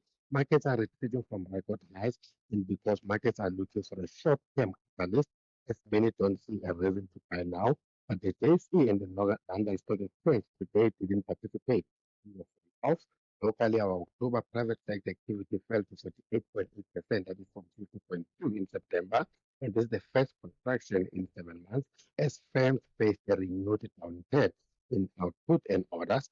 Oil prices weighed by weaker economic data from major consumers, plus a firmer dollar. And we see that Brent crude is down 0.4% at $64 a barrel. Yellow metal rebounding with a broader risk of mood across global financial markets lifted gold safe haven demand. We see gold is up 1% at 3,927. Platinum up 0.7% at 1,549. Currently, global markets are little changed. But as mentioned earlier, the local process up 1.2%, with our resources doing most of the heavy lifting up almost 1%. Rand firmed up 1% against the dollar 1742, 2270 against the pound 2020 to the euro. Makwe Masalela, thank you very much. Makwe Masalela is Chief Investment Officer at Makwe Fund Managers. The National Pulse, weekdays, 3 to 6 p.m. 20 to 5, Jon Gericke in for Ashraf. It's been quiet on the phone lines today. It's been quiet on the WhatsApps because you've been listening to the ad hoc committee. You've been listening to the Madlanga Commission. So let's open the WhatsApps, 0614 104 107. As always, phone lines are open as well, 086 000 2032. Let's see what you have to say so far today. John, for speaking for Swiss Intervention. You know, it's very painful for me to hear the Professor Katal speaking about Nhlanhla. He said he don't like what and when he was wearing the regalia on the day of the 6th of July. You know, keep emphasizing this, and the South African respond to him that they don't like what he said. He's emphasizing today that he didn't like it. Remember, he's a member of ANC. He'll never like what he did. That try his best. He went to the right channel within the SAPS. Nobody wants to see, to listen to that. And he went out to the media, when the media just gave Remember, he went through the zone for commission too. And then nobody gave him that opportunity to speak about what transpired in the clinic. When now the media gave him that attention, this professor he has a problem with Ghana. We as a South Africa, we are behind Ghana and we will never know what transpired in our country. And we would like to see this professor not given or given them position permanently. We would love to see this professor not being given position permanent. Thank you. Afternoon, John. How are you? It's Tarek in Bethlehem. Now, the Madlanga Commission, don't the commissioners consolidate their question? Because now the whole day we've been asking, we've been listening to these commissioners asking the general the same thing over and over. And you can see that he's also starting to get irritated because he's been explaining the same thing the whole day. They not consolidate their questions. Hi, Joe from Durban. Such a pleasure listening to Professor Kachalia. Clear, concise, to the point answers and not waffling and politicking and anything else. Even we may not like some of the answers. Also, what a fresh breath of fresh air listening to Mamdani against the billions poured in by right-wing IPAC, the Israeli lobby, Trump, Musk, and every other billionaire to not only undermine him, to belittle him, to mock his religion, to mock his background. And yet the will of the people in New York has prevailed. And you have a clear message for the working class. Hopefully it ushers in a new kind of politics in America. Yeah, we're going to be talking about Zoran Mamdani later on in the show. He was, as you heard, elected as New York mayor. Is this the beginning of something completely different in the States? We're going to talk to Sherwin Brycebees, who's been keeping an eye on all of the elections. A number of big changes happening in the States overnight, and some of them have got to do, they vote very differently in the States. They vote for mayors, they vote for attorneys general in the different states as well. So there's a host of changes that have happened now, and Donald Trump blaming a number of people, as he's wont to do, for the reasons for, one could say, Trumpism. Is it Trumpism that has made these victories for the Democrats overnight and for those changes? Is it something else? Is it the shutdown of the government, which the Republicans are still blaming on the Democrats? Democrats are blaming it on the Republicans.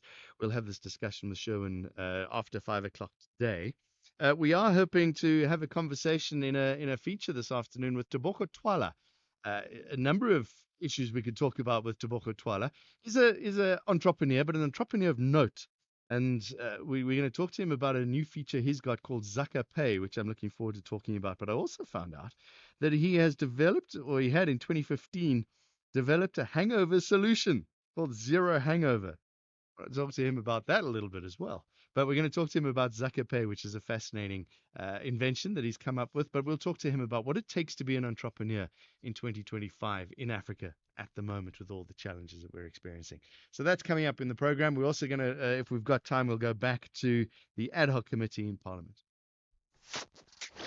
The Morning Brief. Are we looking at one of the dark chapters in our history, one of those massacres that will live eternally in infamy? Yes, it is. And this Janjaweed, which created havoc in Sudan for at least over a decade ago, continues to kill people, mainly driven by racism. Because in that part of the world, Africans are not really regarded as human beings.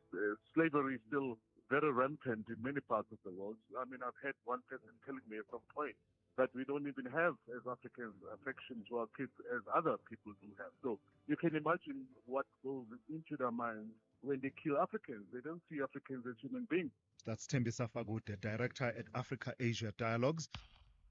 Tulasizwe Simelane on the Morning Brief. Gender-based violence is destroying lives and tearing communities apart. It happens in homes, in schools, at workplaces, and too often in silence. But it doesn't have to continue. If you see it, speak out. If you are hurting, reach out.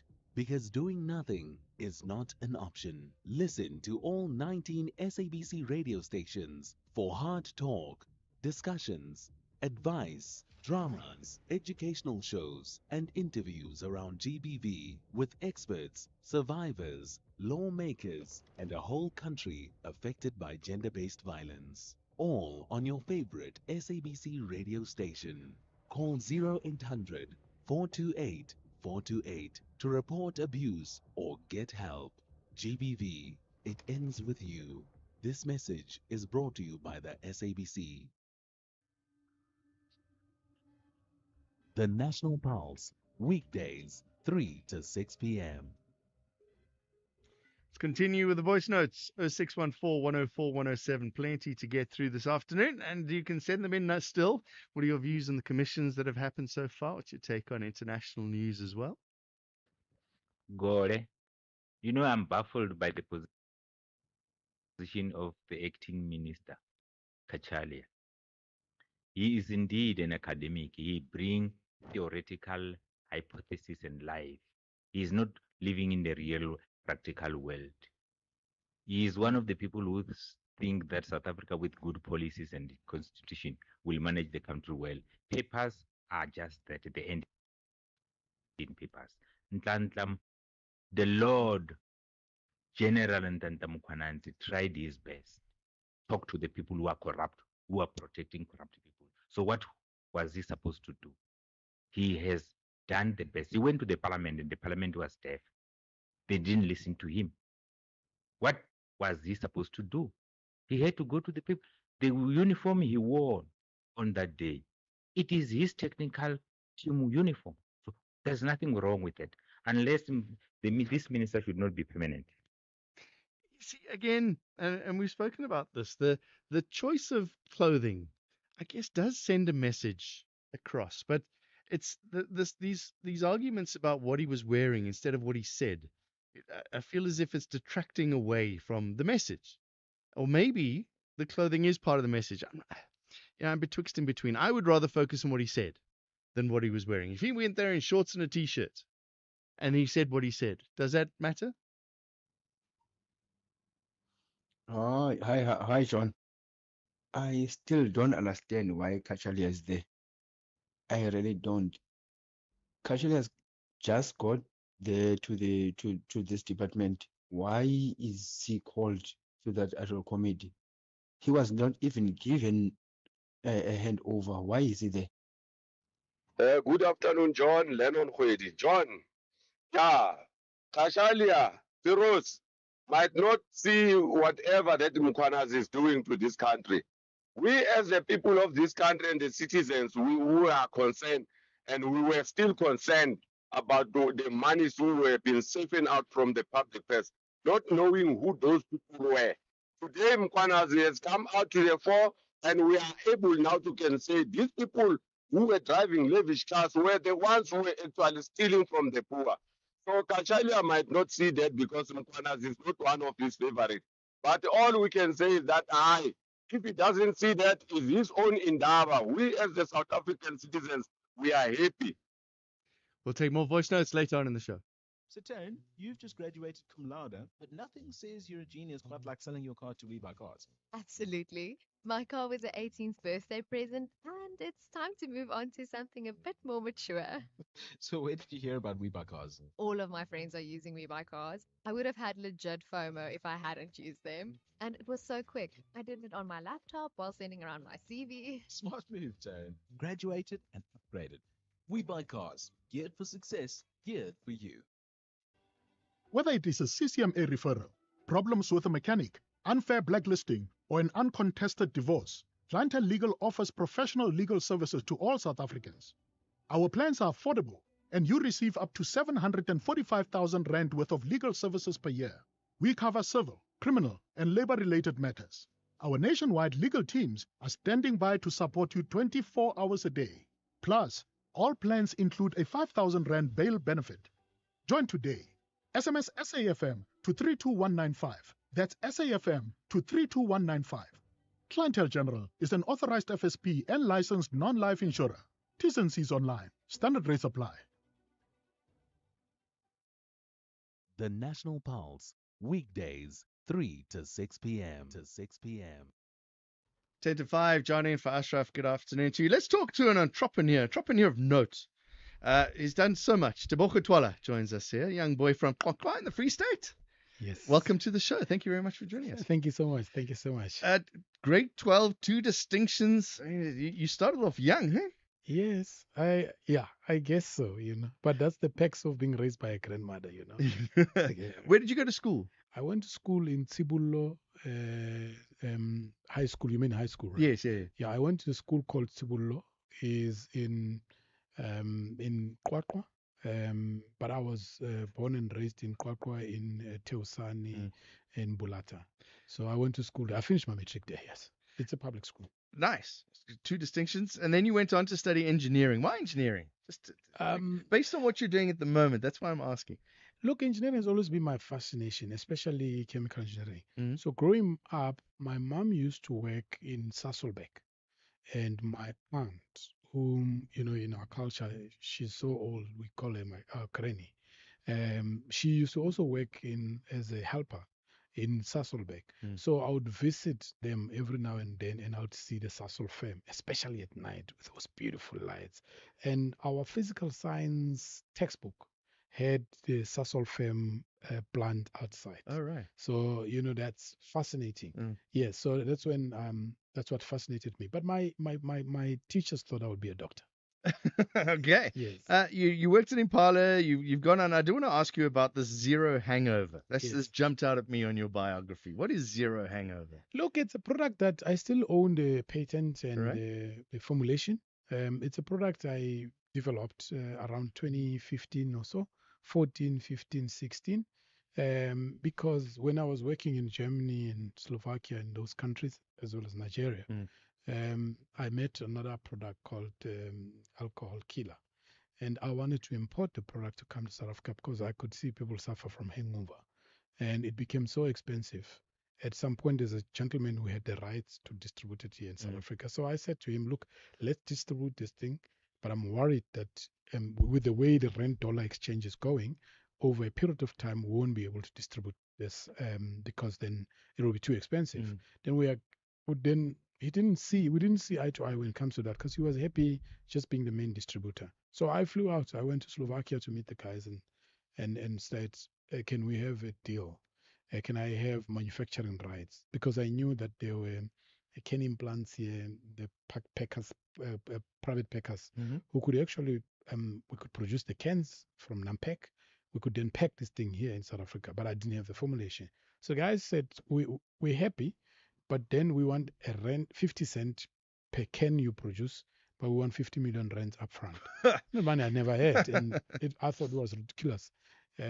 So I came back, and then for a year, I spent a year developing the zero hangover formulation with a nutritionist from Bosch. Excellent. It took us a year, but we got it right and we got it in the market. Okay, I'm going to find all about that. 21 countries you got it trademarked. Yes, I trademarked and that sort of stuff. Before we get into Zakapay, which is why you're here to talk, how difficult is it being an entrepreneur in South Africa at the moment, if at all, or is it simple? It's not simple. It's difficult, but a lot of times I think the challenges in South Africa is, look, I studied entrepreneurship, so I think I have a master's in entrepreneurship and new venture creation. So I'm well vested now from experience as well as, of course, from the education point of view to speak about entrepreneurship. What I've realized is in South Africa, it's the most challenging part is in terms of what businesses do you want to get into. But the barrier to entry to a lot of businesses is fairly easy, but those are what we call like survival businesses for entrepreneurship. But in mainstream businesses, it's very difficult because there's regulation and there's capital that is needed to get into. So it's really hard. But on the other hand, the appetite is there, which is a good thing. But then you also have a lot of mistakes that entrepreneurs make where they take, for instance, capital too early in their business. Like in the case of startups like Zaka, you'd find that other similar businesses take capital too early, and now they change direction because investors want their returns, and sometimes it's a baby that you have to nurture over a period of time. perhaps even 10 years. Sure. But then if you take capital too early, then you're forced to change direction because investors want profits, want returns. So I think those are some of the challenges that I've seen in the entrepreneurial landscape in South Africa. We kind of almost seeing that with some of these AI things at the moment. There's this drive to make AI profitable. Yes. And as you say, it's still a baby. It Yes. hasn't even learned to walk yet, and yet Yes. people are wanting return on investment. Yes. So it's a big challenge, and you've got to be patient because it's like building Zaka Pay. I mean, we are practically 2 years in. We haven't made profit, but we're making progress. Right. Like you see progress every time, so it's exciting. So you've got to hold on and keep bootstrapping the business and feeding the baby until you get there. So maybe in year 3 you start breaking even and going all the way. Tell us about the Zaka Pay. It's a cash reliance problem we have in South Africa that you've got a solution for. Massive. Recently, a study shows it was done by Payments Association of South Africa, which is a regulatory body that regulates payments in South Africa. But I think it's also what the Reserve Bank itself consistently says. And via Pay Inc. Pay Inc. used to be BankSafe. BankSafe has now changed to Pay Inc. It's practically, you could say, is a national payment system, because all the banks, everyone who does payments has to be linked through them. Now, they say the cash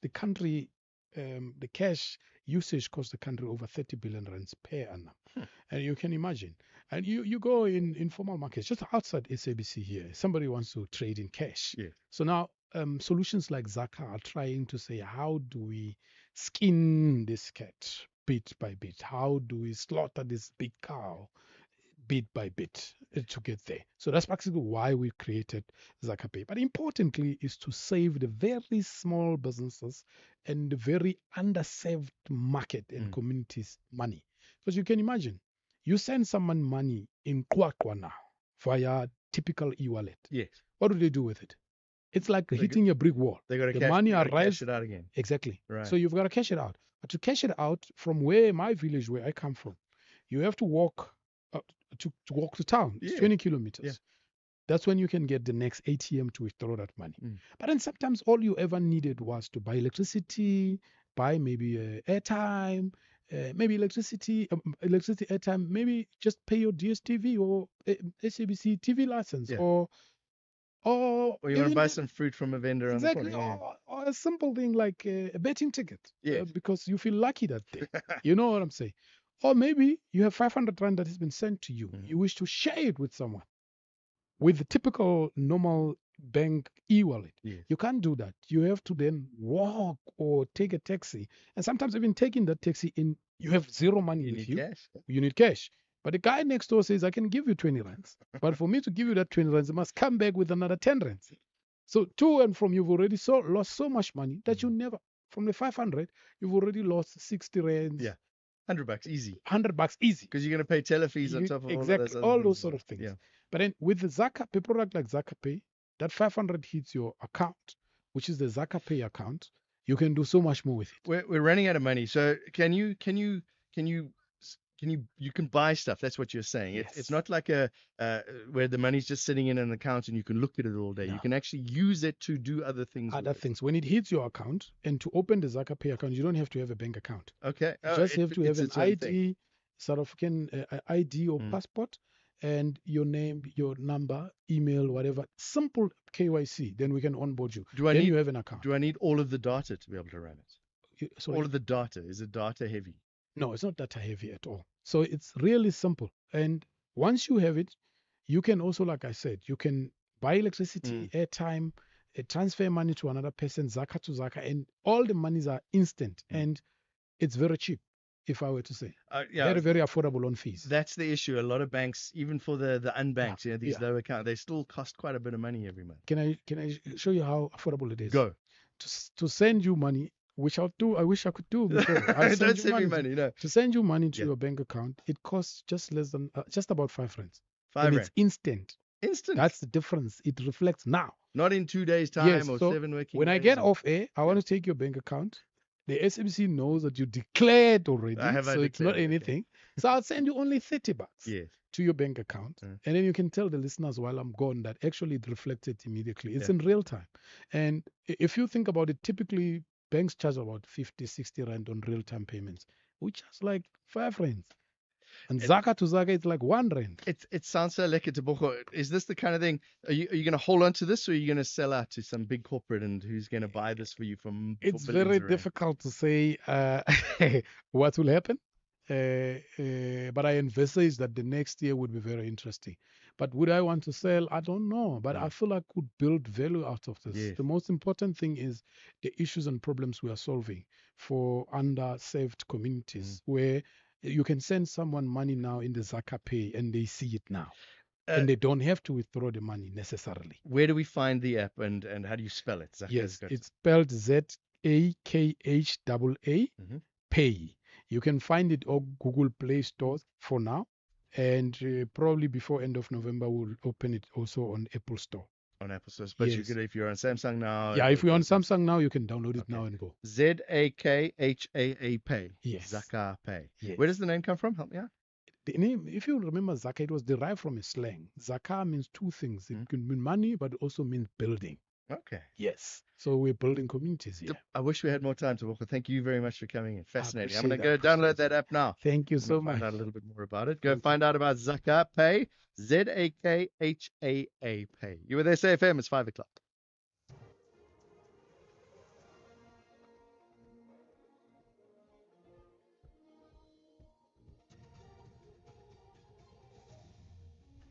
Thank you, John. Severe link to criminal cartel and shocking report on Sudan civil war. Good day to you. The Deputy National Police Commissioner for Crime Detection, Shadrack Sabia, is among the senior police officers who've been identified to be allegedly involved with a criminal cartel. That's according to Crime Intelligence Head Dumisani Kumalo, who's testifying before the Matlanga Commission in Pretoria. Kumalo says he revealed this information in a meeting with the Police Minister, Senzim Kunu, and the National Police Commissioner, Fani Masemola. Kumalo told evidence leader Advocate Adila Hassim that he couldn't identify the name of the fifth police officer due to investigations being at a critical stage. Lieutenant General Sibia, Major General Shibiri, Brigadier Nkwashu, Captain Mahotle, by that time were the names identified. So these were the names identified by the 16th of January already? Yes. Police have confirmed that a search and seizure warrant has been executed on controversial businessman Brown Mokgotsi. This after Mokgotsi met with the police's investigation team today in the presence of his attorney. It's understood he also provided police with a statement on the sequence of events that took place on Monday following an alleged drive-by shooting incident in which he was involved. Police spokesperson Atlenda Mate. The SAPS has successfully executed the search and seizure warrant that was issued for the 16th of October in Mahikeng for Mr. Brown Mokgotsi. The team investigating the fraud, corruption, and defeating the ends of justice case has also seized certain devices from him. The team met at Brown Mokgotsi's lawyer's offices in Johannesburg. The team investigating the attempted murder case from the Vosloorus police station have also met with Mokgotsi, and no further comment will be provided at this stage as investigations into both cases continue. A community leader from Reka Park, east of Johannesburg, has expressed disappointment over the release of a suspect arrested in connection with a drive-by shooting over the weekend. The 23-year-old was apprehended following an investigation by the anti-gang unit. However, he was released due to lack of evidence. Meanwhile, the acting Gauteng Police Commissioner says a second suspect has been taken in for questioning in connection with the incident. Community leader Esther Mohammed. My community have failed themselves. Unfortunately, in the court of law, evidence speaks. At this point, there's no witness. What happened on Saturday? There was people there that saw what happened. It was my own community members that saw what happened. Where are they to point out these people? They're the only ones that can answer the who, what, when, how. And without that, there's nothing the police can do. Residents near Nazareth, south of Johannesburg, say they're looking forward to the opportunities that the G20 Leaders Summit will bring. South Africa's 3 weeks away from hosting the much-anticipated event. It's the first African country to host leaders from the world's largest economies to address pressing global challenges and faster economic growth. SABC took to the streets, where some residents say they've seen some positive changes in their community. I think it has already brought a lot of opportunities before it even started. All thanks to City Parks Johannesburg and Johannesburg Zoo, I've seen them very actively around, cleaning, cutting off the trees, making sure the surrounding areas and environment is clean, you understand? But if can this happen not only when G20 is coming, because I love to see my neighborhood how it looks, and they've employed a lot of youth people from every place, on Monday View, Xavier Reef, that are working to clean up the whole community every day before the event starts. A report by Yale University in the US has revealed that the Rapid Support Forces have been collecting dead bodies and burying them in mass graves in Darfur in Sudan. The researchers analysed satellite images from the city of Al Fasher, which was seized by the paramilitary forces last week. The BBC's Nomso Moseko has more. The report from Yale's Humanitarian Research Lab found evidence of mass killings and what appear to be large pools of blood that have been visible in satellite imagery since the Rapid Support Forces took control of Al Fasher. The satellite analysis also documented evidence of extensive harm to civilians inside Al Fasher and along exit routes. The top story, the Deputy National Police Commissioner for Crime Detection, Shadrach Sabia, is among the senior police officers who've been identified to be allegedly involved with a criminal cartel. SAFM News, I'm Greg Huss. In sports this hour, CAF announced Women's Africa Cup of Nations expansion, and in the business of sport, we talk about the commercial result of the Proteas women getting into the finals of the Women's ODI World Cup. More details at 5:30. SAFM, guiding you through the rush hour traffic. Good afternoon. Starting off in Gauteng on the M1 southbound in Johannesburg, slow-moving traffic towards Crown Interchange. In KZN, the N3 westbound has a stationary truck after Pavilion Mall exit. In Cape Town, Main Road is slow-moving through Muizenberg and Albert Road outbound slow-moving through Woodstock. With your traffic update, I'm Irma G. Stay safe on the roads. SAFM is with you. SAFM's award-winning drama department presents to you the radio drama series Skyline. Press to cockpit medical emergency now. Cabin crew to your stations. Where the skies promise adventure, but behind the cabin doors, untold secrets are found. Signing off on cheap parts they installed like it's nothing. Catch the radio drama series every Saturday at 9 p.m. on SAFM, leading the conversations that move us. Jon Gericke on SAFM. Good afternoon. In case you just joined us, 6 minutes past 5, John in for Ashraf. It's a pleasure to be with you today. We're going to go back to the ad hoc committee later on. Let's talk about some international news first of all. Find out what's happening in the States. There's been a blue wave, as some people have called it. But before that, congratulations to the SABC News team and Sherwin Brycebees, who joins us, winning gold at the UN Correspondents Association Awards for coverage of the UN and its agencies. Well done to you and the team there, Sherwin Brycebees. John, thank you so much. I really appreciate that. Let's talk about general picture first before we go down and drill down to New York. Big changes in the States last night. Yes, certainly I don't know if you can call it a blue wave, because this wasn't an election that happened in all states and all jurisdictions around the country, but Democrats are going to be very happy with the results. And let me tell you, there were some really thumping victories in places like the governor's race in New Jersey, the governor's race in Virginia. We're talking about 13-point, 15-point victories. I think 9-point victory by Mamdani in New York City. California's redistricting Proposition 50 won overwhelmingly in terms of redistricting in terms of congressional races next year. There was a judicial contest in Pennsylvania that also received a thumping endorsement of the Democratic candidates. So all in all, as much as Donald Trump was not on the ballot in this election, the margins of these victories don't just speak to the politics of the localized nature of the politics in those regions, but certainly I think a demonstration of a repudiation of the last 10 months of Donald Trump's leadership of the Republican Party and certainly of this country. Was it a tweet or whatever he's using at the moment saying the reason that they didn't win, the Republicans, is because Trump wasn't on the ballot? It's such a Trump thing to say.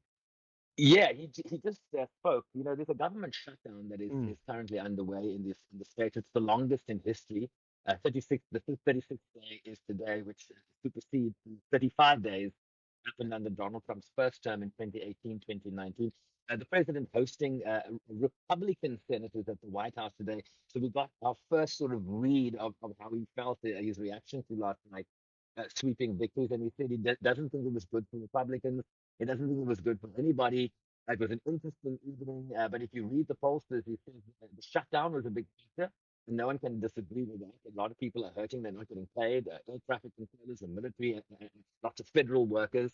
But he said it was a negative for Republicans, and that was a big factor. And in addition, as you point out, that he wasn't on the ballot, that could very much, very well be true. When Donald Trump is on the ballot, his supporters who are very loyal do turn out in droves. But I think there is a frustration in terms of the promises Donald Trump has made in terms of the affordability crisis in the United States. He came into office saying he was going to bring down inflation on day one. He was going to bring down prices, grocery prices on day one. And that simply hasn't happened. And I think what you're seeing in these results is a frustration, with the lack of follow through that you're seeing here. In addition to, the tariffs are helping this economy. And of course, the Supreme Court today is hearing arguments as to whether those tariffs are illegal or not.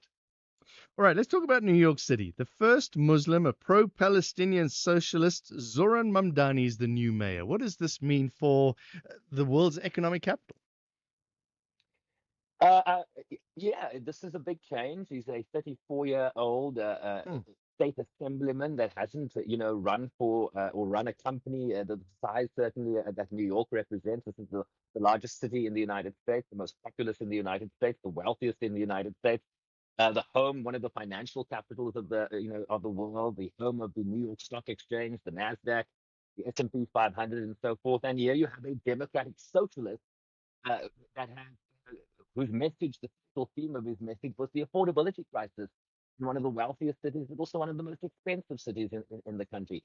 What got him across the finish line was his vision here. He talked about housing affordability, offering to freeze rent on stabilized apartments, expanding rent stabilized apartments in New York, making buses, public buses free to ride, providing universal free care for children starting at 6 weeks, establishing city-owned grocery stores to lower food costs. And to pay for all of that, he is proposing increasing taxes on the wealthiest New Yorkers and the corporations that run the city. And so therein lies the complication, right? Because the New York mayor can't just impose raise taxes. That would have to work through the state government, the governor of the state, and what does that relationship look like going forward, right? It's one thing to campaign really well, and kudos to him. He has run an excellent campaign, spoke multiple languages. He's fluent in Spanish, in Urdu, in Arabic, in English, and so forth, and he really used that youthful dynamic that he brought to the equation to great effect. The question now, how does he translate this huge mandate he's received from New Yorkers into actually governing and delivering on those promises? That's going to be the big test. He's never run an operation as big as New York City, so all eyes will be on him as to whether he can deliver. I want to talk about the angles at which they've been attacking him, saying communist, communist, communist, I think was the big word. Donald Trump then saying he's going to reduce his funding to New York City because he says, quote, it's going to be hard for me as the president to give a lot of money to New York because if you have a communist running New York, all you're doing is wasting the money you're sending there. Yes, and I think there's just a lot of misunderstanding of what a socialist is, right? I mean, you have a number of socialist governments in Europe, us, the Swedes, the Danish, the Norwegians, right? Things like free healthcare and universal healthcare, that's a big fight that South Africans are having today as well. And so maybe there is just a misconception around what a socialist is, but Mamdani's response to that is, no, I'm not a communist. I'm a democratic socialist. Bernie Sanders is a democratic socialist. Alexandria Ocasio-Cortez, the congresswoman from New York, is also a socialist and not a communist. And so, that is the politics of fear. And they were throwing everything at this guy, seeking to undercut his trajectory. That was very clear. He had been dominating in the polls, and he has, responded with civility here. And New Yorkers have responded. And so, the biggest repudiation you have as to whether he's a communist or not has been the result of last night's election. You talk about him wanting to tax the rich. New York is famous for really, really rich people. Some of those skyscrapers are going for millions of dollars. How's that going to be accepted by those wealthy people?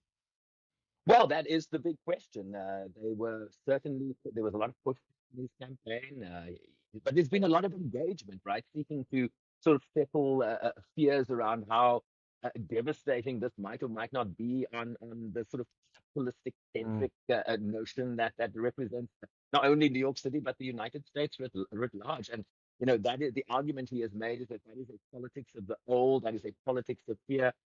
This is what I'm going to do. He believes that the wealth disparity in places like New York is still vast. Taxing, the richest to bring up the poorest is something that is certainly palatable to a majority of New Yorkers. The question, though, in terms of raising taxes, is that you now need a relationship with the state assembly in the state of New York. You need a good relationship with the governor. It is not the purview of just the mayor of New York to raise the taxes. He will have to work with the state legislature. But what he has received is a broad mandate here from the elected. By winning by 9 points, sends a very determinative message that we believe that this man's vision is what we want. And so elected officials now have a responsibility based on that mandate to meet him at the very least halfway, to have discussions about how they implement this agenda that New Yorkers have voted for in this election. Tell me about the people that he beat in the race last night. Andrew Cuomo, former New York governor, Curtis Sliwa as the Republican candidate. Can we read into anything? Andrew Cuomo comes to mind. He's been quite outspoken. Does it matter that these two men were beat? Yeah, I mean, absolutely. I mean, the Republican was never going to do well. Curtis Sliwa was, the estimations, the polling prediction websites, that place called Polymarket had him at below 1%. So he was never going to be in the running. So he was just there to make up the numbers for the Republican Party. He didn't even receive the endorsement of the Republican President, Donald Trump, who endorsed Cuomo at the last minute in an effort to blunt Mamdani's trajectory. And that also didn't work because Donald Trump is extremely unpopular in deep blue in New York City. Andrew Cuomo has a long history with the state. He was the governor here for many years.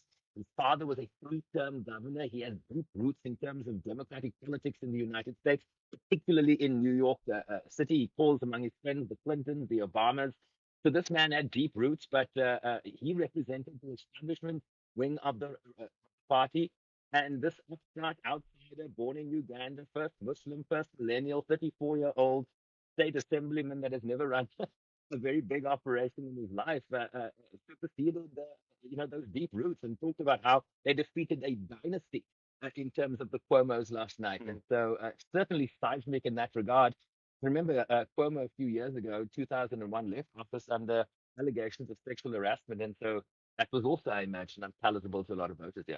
And you mentioned Uganda. Can we claim this young man, Zoran Mamdani? I know he spent many. How long did he spend in South Africa? 2 years. 2 years. It's good enough. When he arrived and left. Moved to the States when he was 7. Yeah, it doesn't matter. He's South African. Well, then that makes Obama Kenyan, right?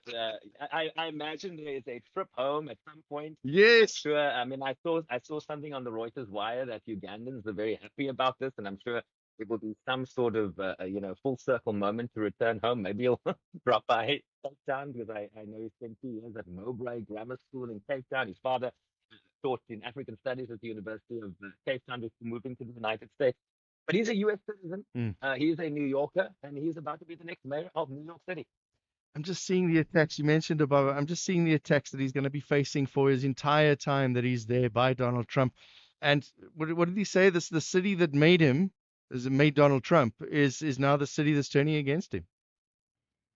Look, I mean, Donald Trump withholding funds, federal funds that are earmarked for New York, is not necessarily something that will play itself out in the courts. You can't just withhold money because your leader communist was elected. I mean, he's the democratically elected mayor, and so there are some judicial things that will happen. The courts will probably have to rule on that, even if it happens. This is just a threat. We haven't seen it come into full fruition yet. But yeah, that's governing is more complicated than running for office. I mean, there was a lot of hope and change in Barack Obama's campaign in 2008. And governing, he governed as a centrist. You have to, governing happens in the middle. And so the city council in New York is where governance is really going to happen. Just as Obama had to govern with the middle in the Congress, the middle in the Senate, to get legislation passed to make the change that you have envisioned. We'll take another coalition within government, and that's kind of where governing happens. Going to leave it there. Sherwin Bryce-Pease, thank you very much. SABC News US correspondent for SABC News. Thank you very much. The Expresso Morning Show has been nominated in 5 categories in the 3rd Annual National Film and Television Awards South Africa. It all happens on Saturday, the 22nd of November 2025 at the South African State Theatre in Pretoria. And public voting is open from the 13th of October to the 20th of November at midday. So visit nationalfilmacademy.com, register and vote for Expresso Morning Show in all 5 categories. Then, of course, catch us weekdays 6 to 9 a.m. right here on S3. So you thought you were building a business in this economy, but day by day, somehow it grew. You kept going when the freezer didn't freeze, the bucket didn't budge, and the bank balance barely blinked. So you thought you were building a business. You weren't. It was building you. Because this isn't just what you do anymore. It's who you are. And you don't trust just anybody to protect it. Chat to your broker about Old Mutual Insure Business Insurance. Protect what built you. Old Mutual Insure Limited is a licensed FSP and non-life insurer. This November, SAFM proudly presents the 3rd annual lecture. And as the Freedom Charter says, no legitimate government could claim authority unless it is based on the will of the people. And I think sometimes people forget that. SAFM invites you to our 3rd annual public lecture, delivered by Chancellor of the Nelson Mandela University, Dr. Geraldine Fraser-Moleketi.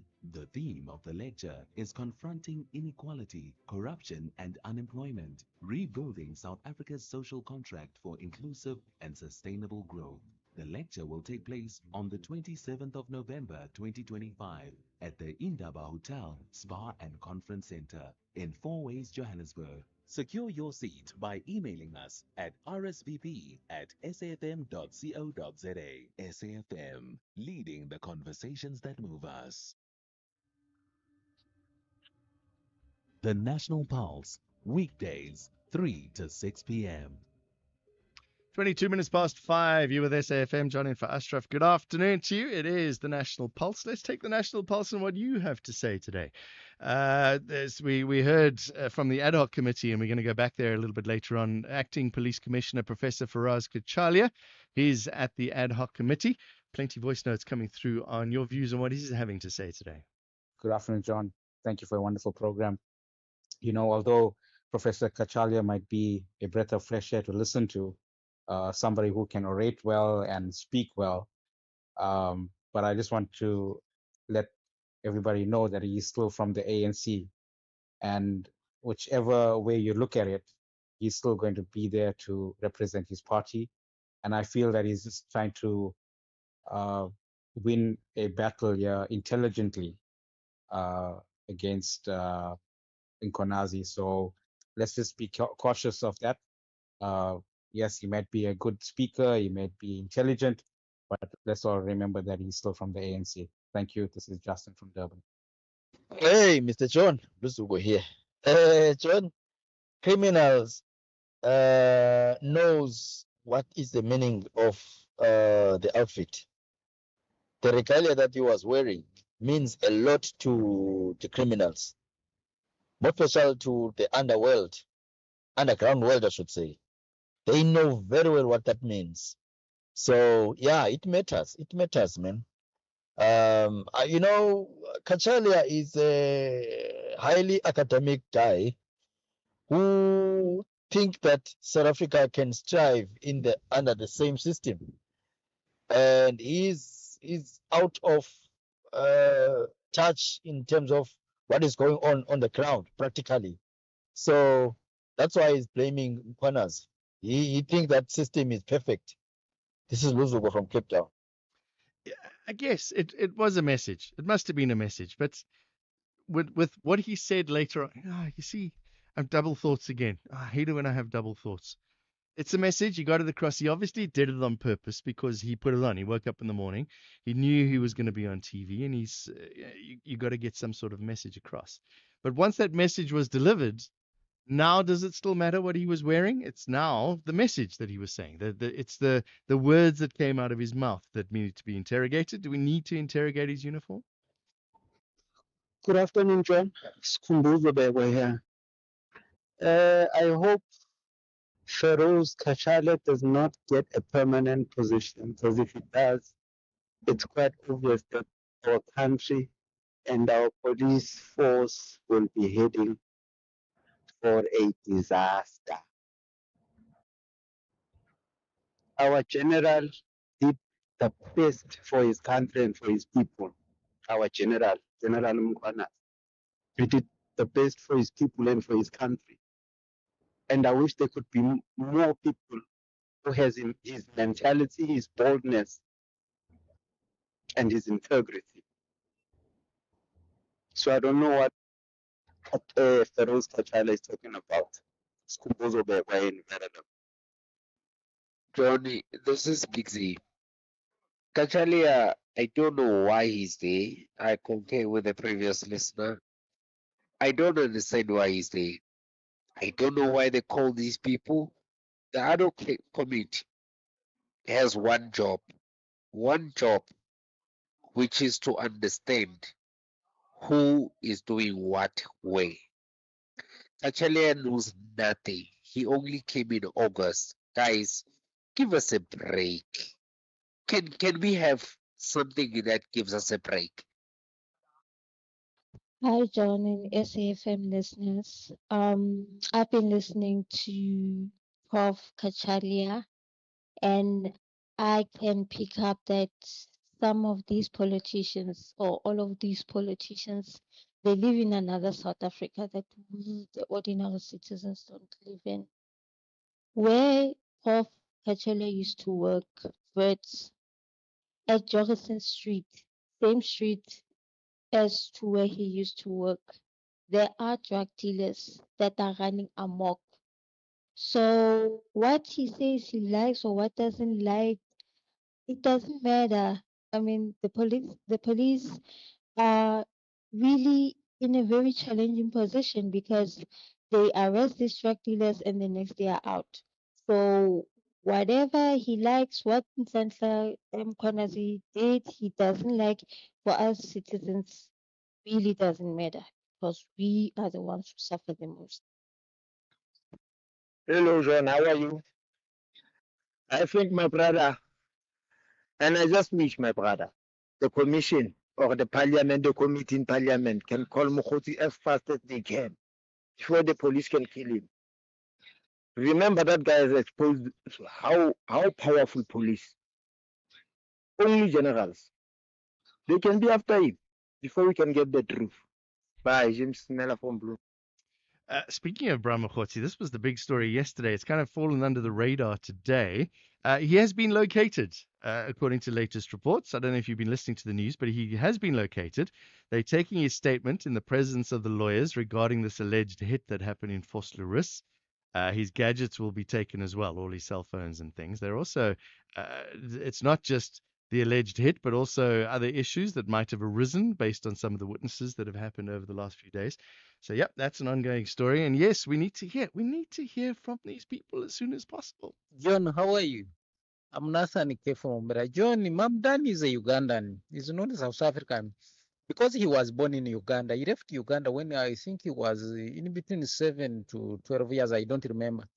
He was born from there. Their mother, their father, they have relationship with Uganda. They were born from there. Everybody, they came to South Africa. They spent only 2 years in South Africa. Then they left to USA. Understand? So his life, and he has some songs which I know in Uganda. He was singing with some Ugandans in Uganda for some years back, not so many years, like 7, 8 years back. He was in Uganda. He knows the language called Uganda very well. Nathan K from Mobile John. Have a blessed day. Bye.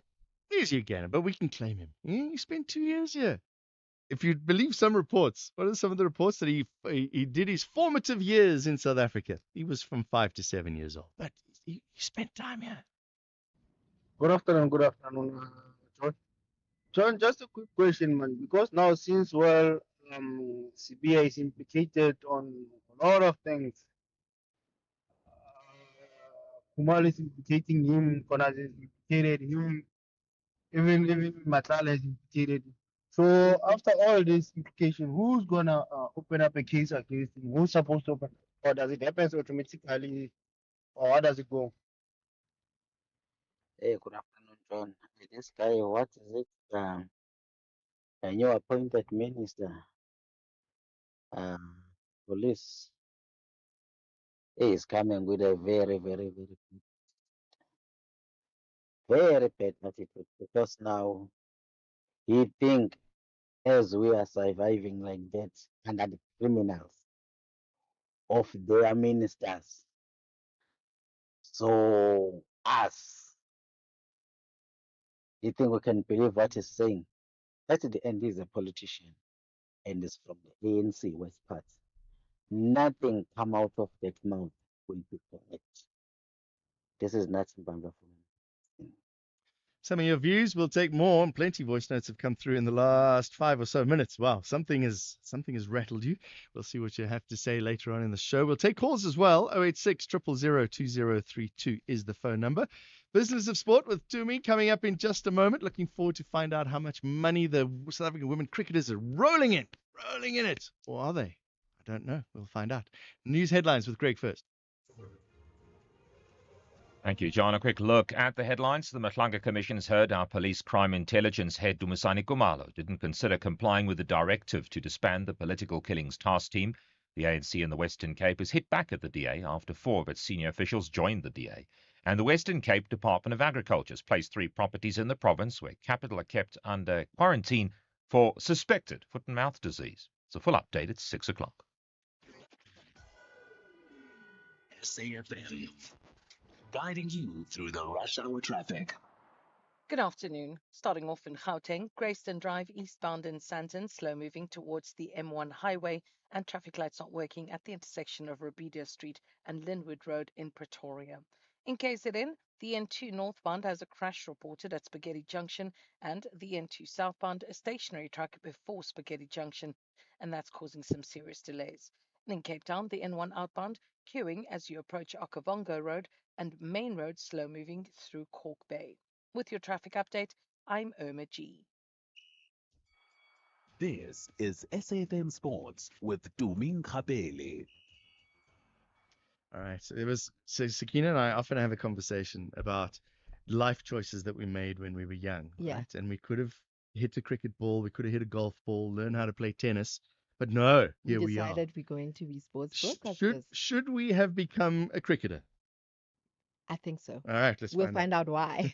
Well, let's start things off with football, where CAF have expanded the teams competing in the Women's Africa Cup of Nations from 12 to 16, and this is starting from next year. The 4 additional nations based on FIFA rankings are Cameroon, Cote d'Ivoire, Mali, and Egypt.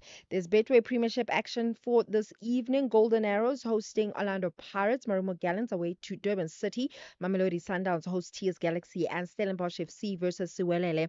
And just quickly, some selected Champions League fixtures tonight. Karabakh FK versus Chelsea, Manchester City versus Dortmund, and Barcelona away to Club Brugge. Now for the business of sport.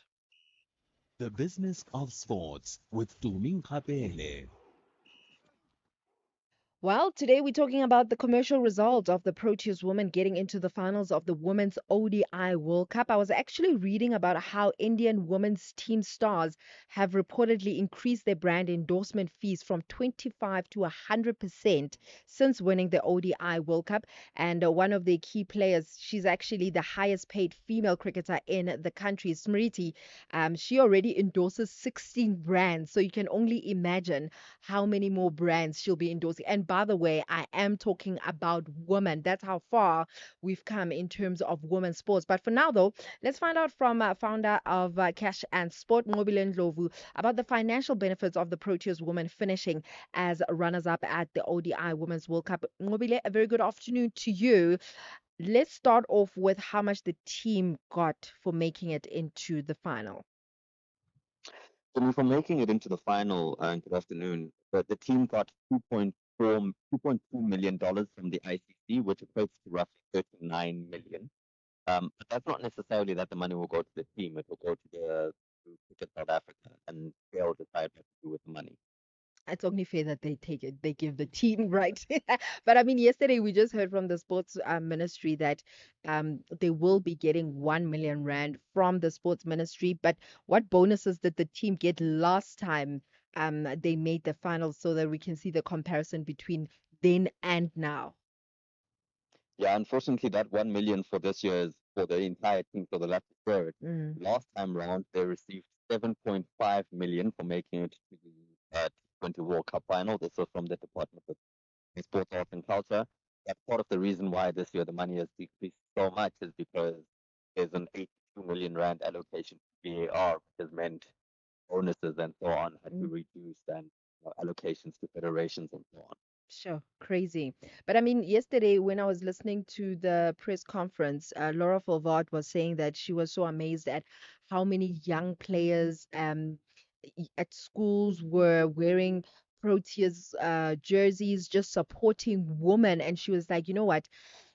Back then, they wouldn't do that. But right now, it's very easy for the youngsters or the country to be supporting the women's side of things. Let's talk about this achievement and how it's somehow doing more in terms of women's cricket. And do you think the success is sustainable? Yeah, I do think the success is sustainable.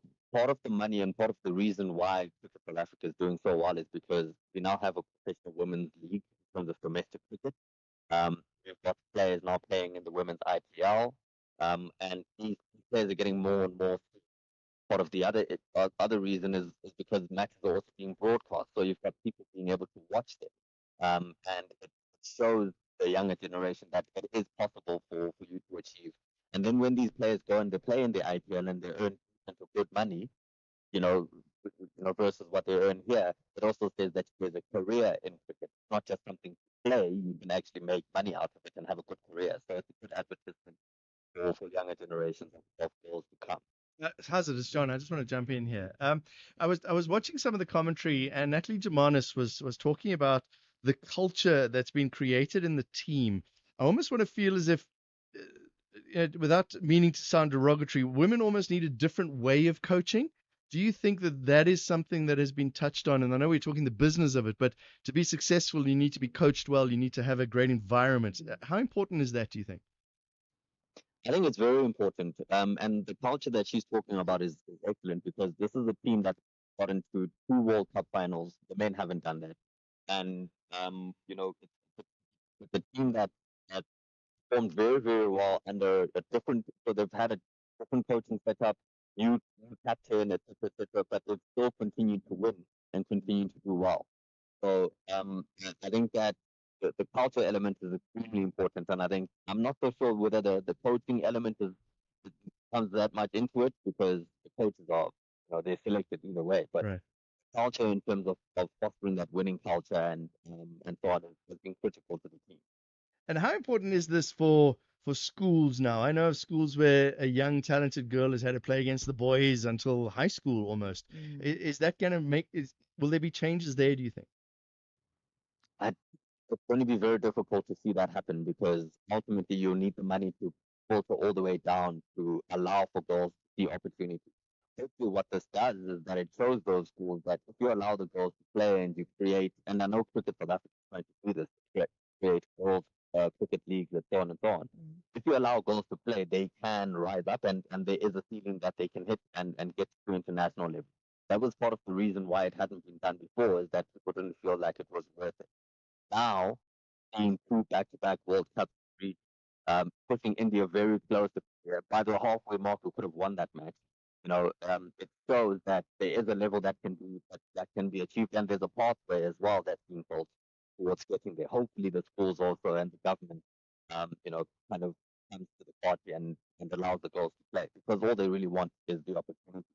Absolutely. Ngobile, it's always great picking your brain. Ngobile Ndlovu, who is the founder of Cash and Sport on social media. It's actually quite interesting that you're asking that culture question because just yesterday, Coach Mandla was saying that his way of coaching is more about looking at the human rather than performance because usually coaches are like, are you going to give me the right performance? But he's like, no, I look at the human being first, and then I know that if I take care of that, the performance is going to come. And we saw that with Rassie Rasmussen in the Springboks as well, the way he nurtures the person. And it's a fascinating new way. In the old days, I imagine coaches run drills, run around the field. If you're not fast enough, if you're late, you get some punishment. It's a different view, and it's working.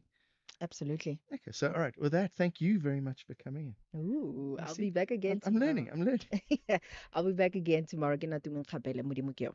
Clientele is here to safeguard you and your family with compassion because life happens. Be part of a family that truly cares. Our funeral dignity plans have helped South Africans bury their loved ones with dignity for more than 30 years. Let us help you create a meaningful tribute that honors your life and those of your loved ones. We pay out within 24 hours and you will get double accident cover with a clientele funeral plan. Our plans are affordable. Pick the option that suits your needs. Easy to apply, no medical examinations, and no paperwork. SMS SAFM to 48031. That's 48031. Clientele Life is an authorized FSP and licensed life insurer. T's and C's online. Standard rates apply. Ready to connect, innovate, and be inspired? It's all happening at Africa Tech Festival, where Africa's technology meets the world. From the 10th to the 13th of November in Cape Town, join global leaders, investors, and innovators driving the future of Africa's digital economy. Don't miss the continent's biggest week in tech. Get your pass now at africatechfestival.com.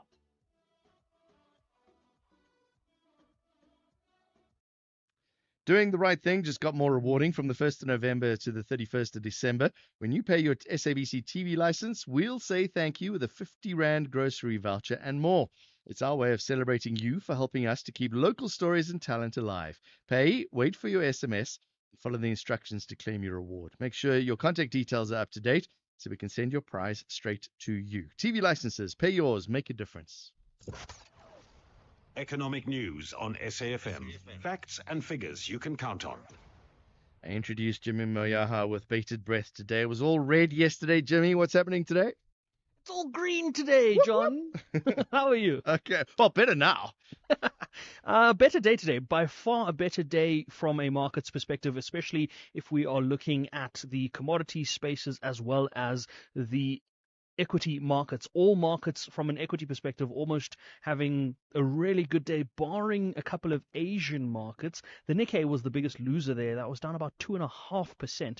We'll look into that in a bit more detail in a bit. But before we get to that, let's give you a sense of what the rest of the show looks like. We're going to be chatting to the chair of the standing committee, Scopa, Songezo Zibi, taking a look at the conversations around the road accident fund. RAF has come under the microscope of late. Most recently, they're looking to potentially reclassify their liabilities, which would effectively mean the liabilities that they once had held around the 300 billion rand mark had gone down to 37 billion rand, now could be going back up to 400 billion rand. Seemingly, this is all an accounting adjustment. I, for one, am very interested to see how we explain these numbers and what it is that Scopa is going to be looking at from a parliamentary perspective. Then we're also going to be taking a look at the latest proposal from the Minister of the Department of Trade, Industry and Competition on the updated transformation fund considerations. We know that version 1.0 of what was put forward wasn't well received because it needed a bit more substance to it. We've since gotten a little bit more detail, no official documentation as yet around what the revised proposal looks like, but we're still going to be able to take a look at what some of the changes look like and what that would mean if we are to push ahead with this transformation fund. Then we've got a conversation with the team at Alan Gray taking a look at investing in the travel sector. The travel sector around the world and in South Africa has taken quite an interesting journey over the last 5 years, and we're going to get a sense of how the long-term asset managers are viewing the travel market and what it is that they're seeing from an opportunity perspective. And then because it is Wednesday, we've got an executive lounge conversation. We speak to leading executives and get to know them a little bit better beyond their day-to-day responsibilities. We're going to speak to the CEO of the Big Five duty-free business, the business that we all see as we walk through OR Tambo International. We're going to get a sense of what it is that the CEO gets up to when he's not in charge of such an important business. But those conversations obviously come up a little bit later. Before we go, a quick sense of the market movements, the other market movements that we've been keeping an eye on. The Rand still 17 Rand 43 against the US dollar. Not much movement from that perspective from yesterday. Against the British pound, it's at 22 Rand 74. 1 euro is at around 20 Rand and 1 cent. 1 Australian dollar, 11 Rand 33. 1 Bitcoin is a little lower though. That is at $103,500 odd dollars a Bitcoin. In rand terms, however, still around the 1.8 million rand mark. In fact, just above 1.8 million rand.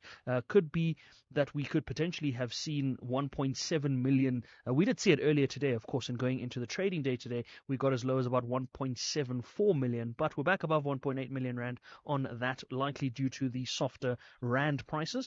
And a quick look at the commodity sectors. The Brent crude price, $64.13 a barrel. Platinum, 1,560, up about 0.2%. And palladium fighting back, up about 2% at $1,450 a fine ounce. The gold price has yet to crack back above $4,000 a fine ounce. It's at $3,970 a fine ounce. But those positive commodity movements mean that the resources sector was up 2.5% for today, and financials were up 1.3, almost 1.3%.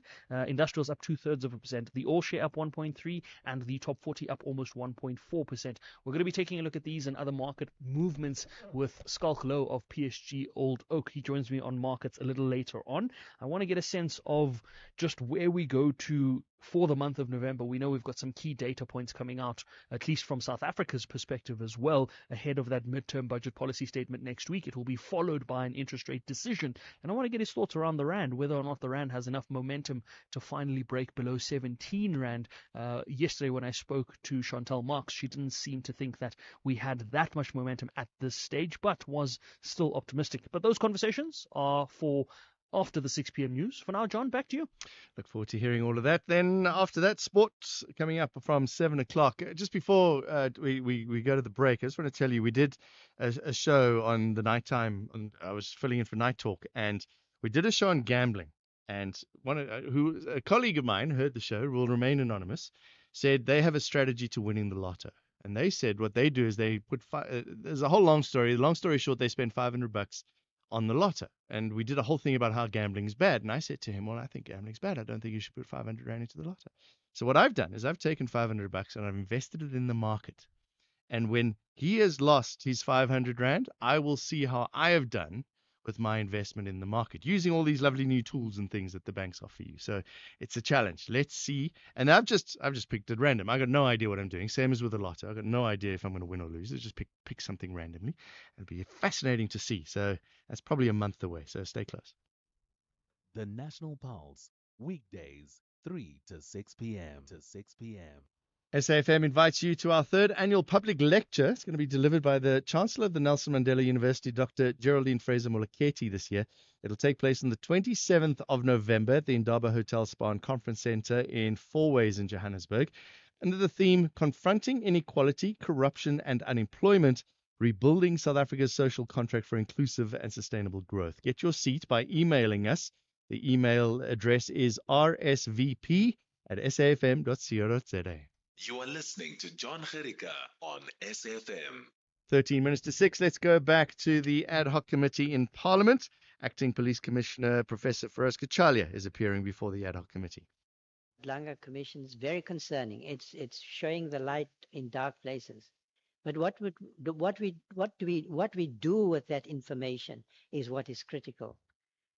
We have to move forward. We have to learn from what's happened, correct these problems. So I have got no doubt that, I mean, there appears to have been some good reason for General Mkonazi's decision to make the bold statements he did in July, and some of his statements appear to have been vindicated by the evidence so far untested that has been laid about criminal infiltration.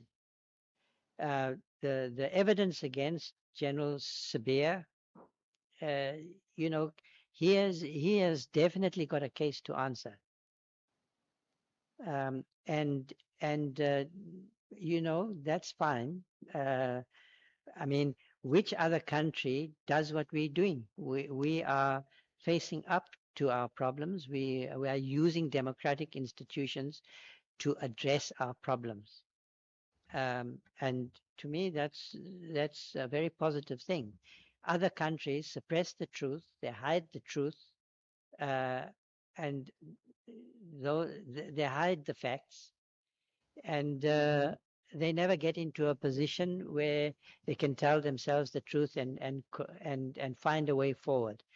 So to me, this is a moment for regeneration. This is a moment for looking forward, not so much dwelling uh,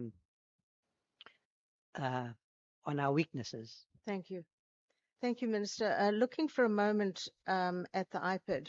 An MP, I've been through the evolution of the IPID from the initial ICD, Independent Complaints Directorate, and all the efforts that went into the change of the legislation were aimed at giving the IPID its independence.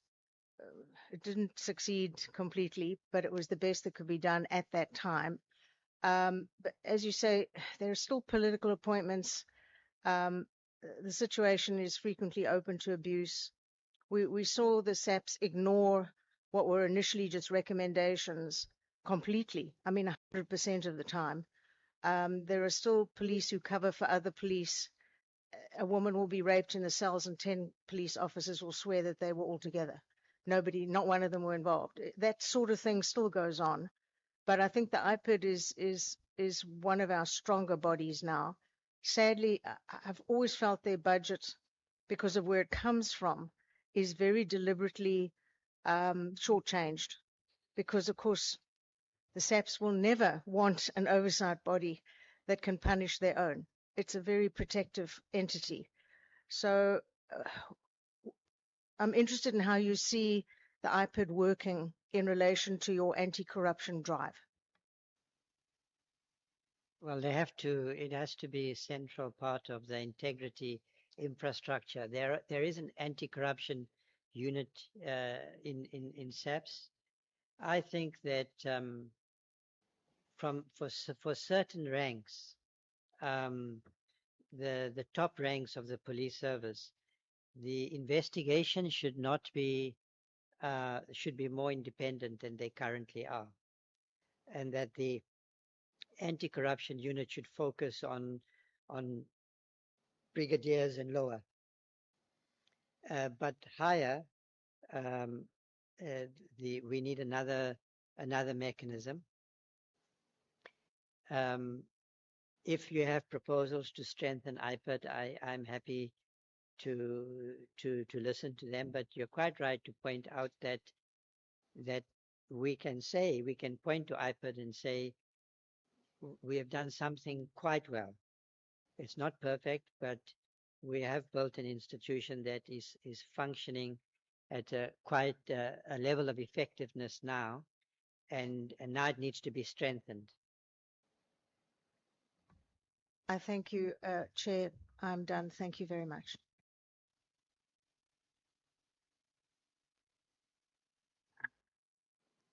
We're left with the two of you honorable members. Can we vote who is starting between the two of you?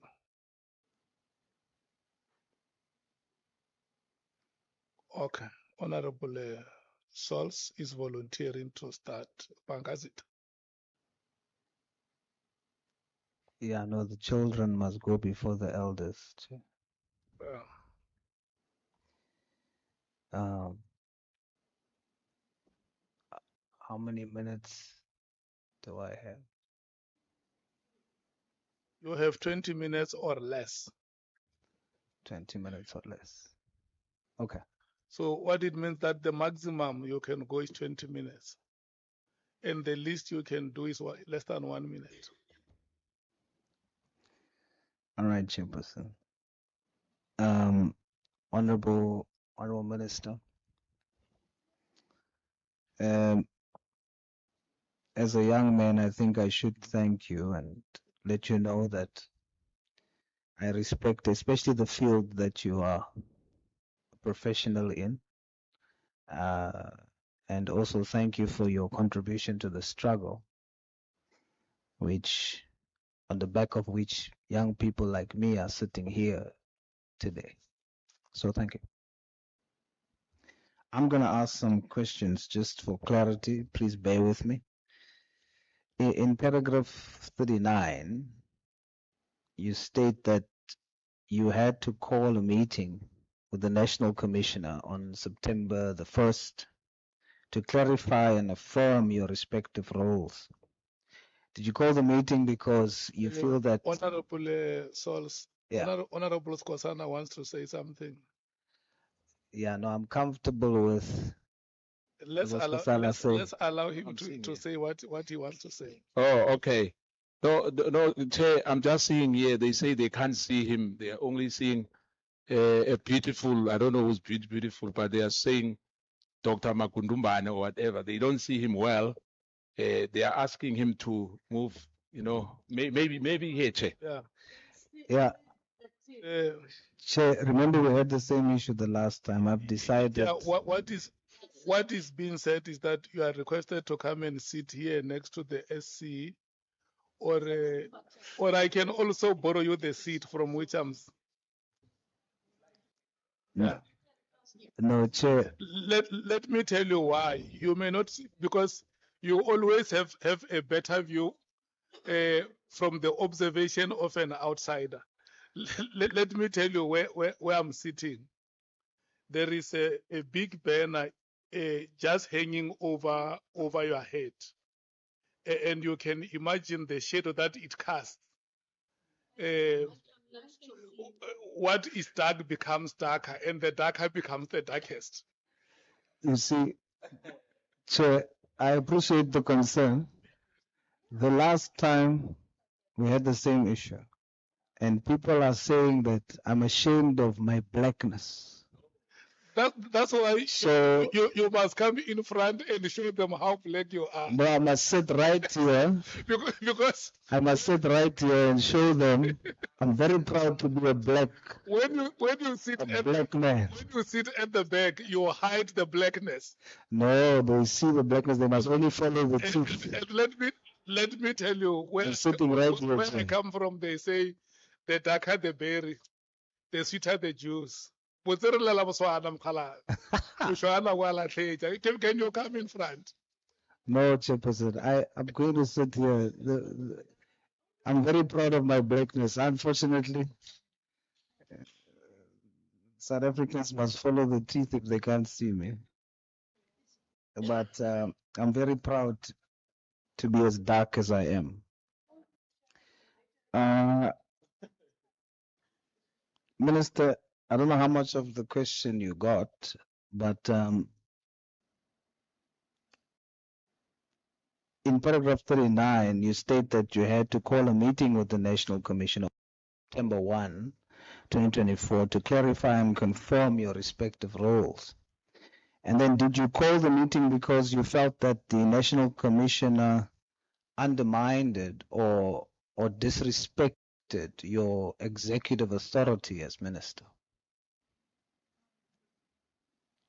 Thank you, member. So, if I might be permitted, Chairperson, to say to members, so I have been watching these proceedings and your forensic skills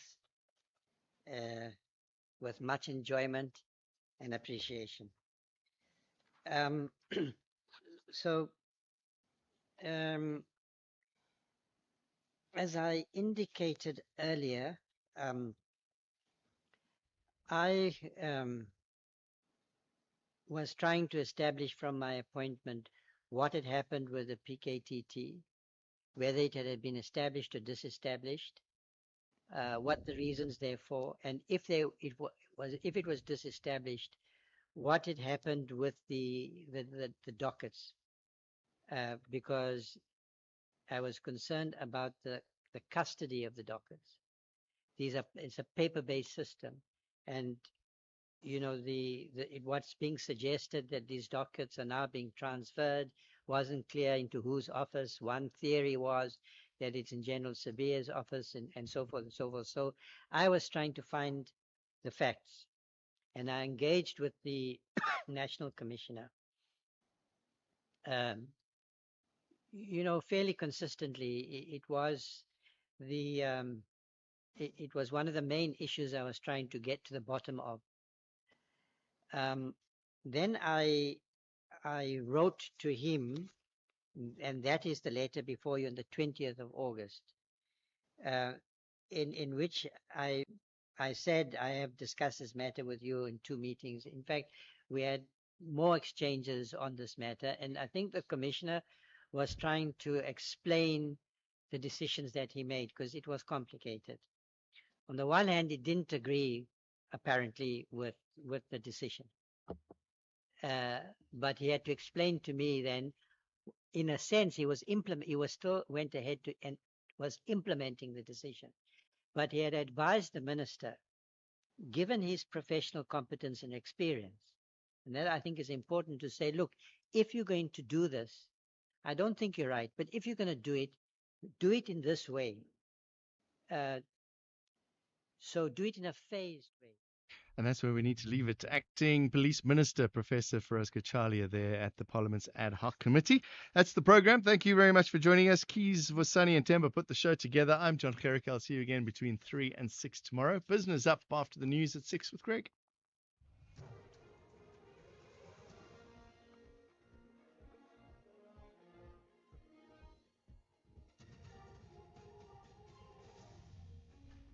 Thank you again, John. In this news update, Khumalo didn't comply with task team directive in disappointment over release of Reiger Park shooting suspect. Good evening. The Matlanga Commission in Pretoria has heard how police crime intelligence head Dumisani Khumalo didn't consider complying with the directive to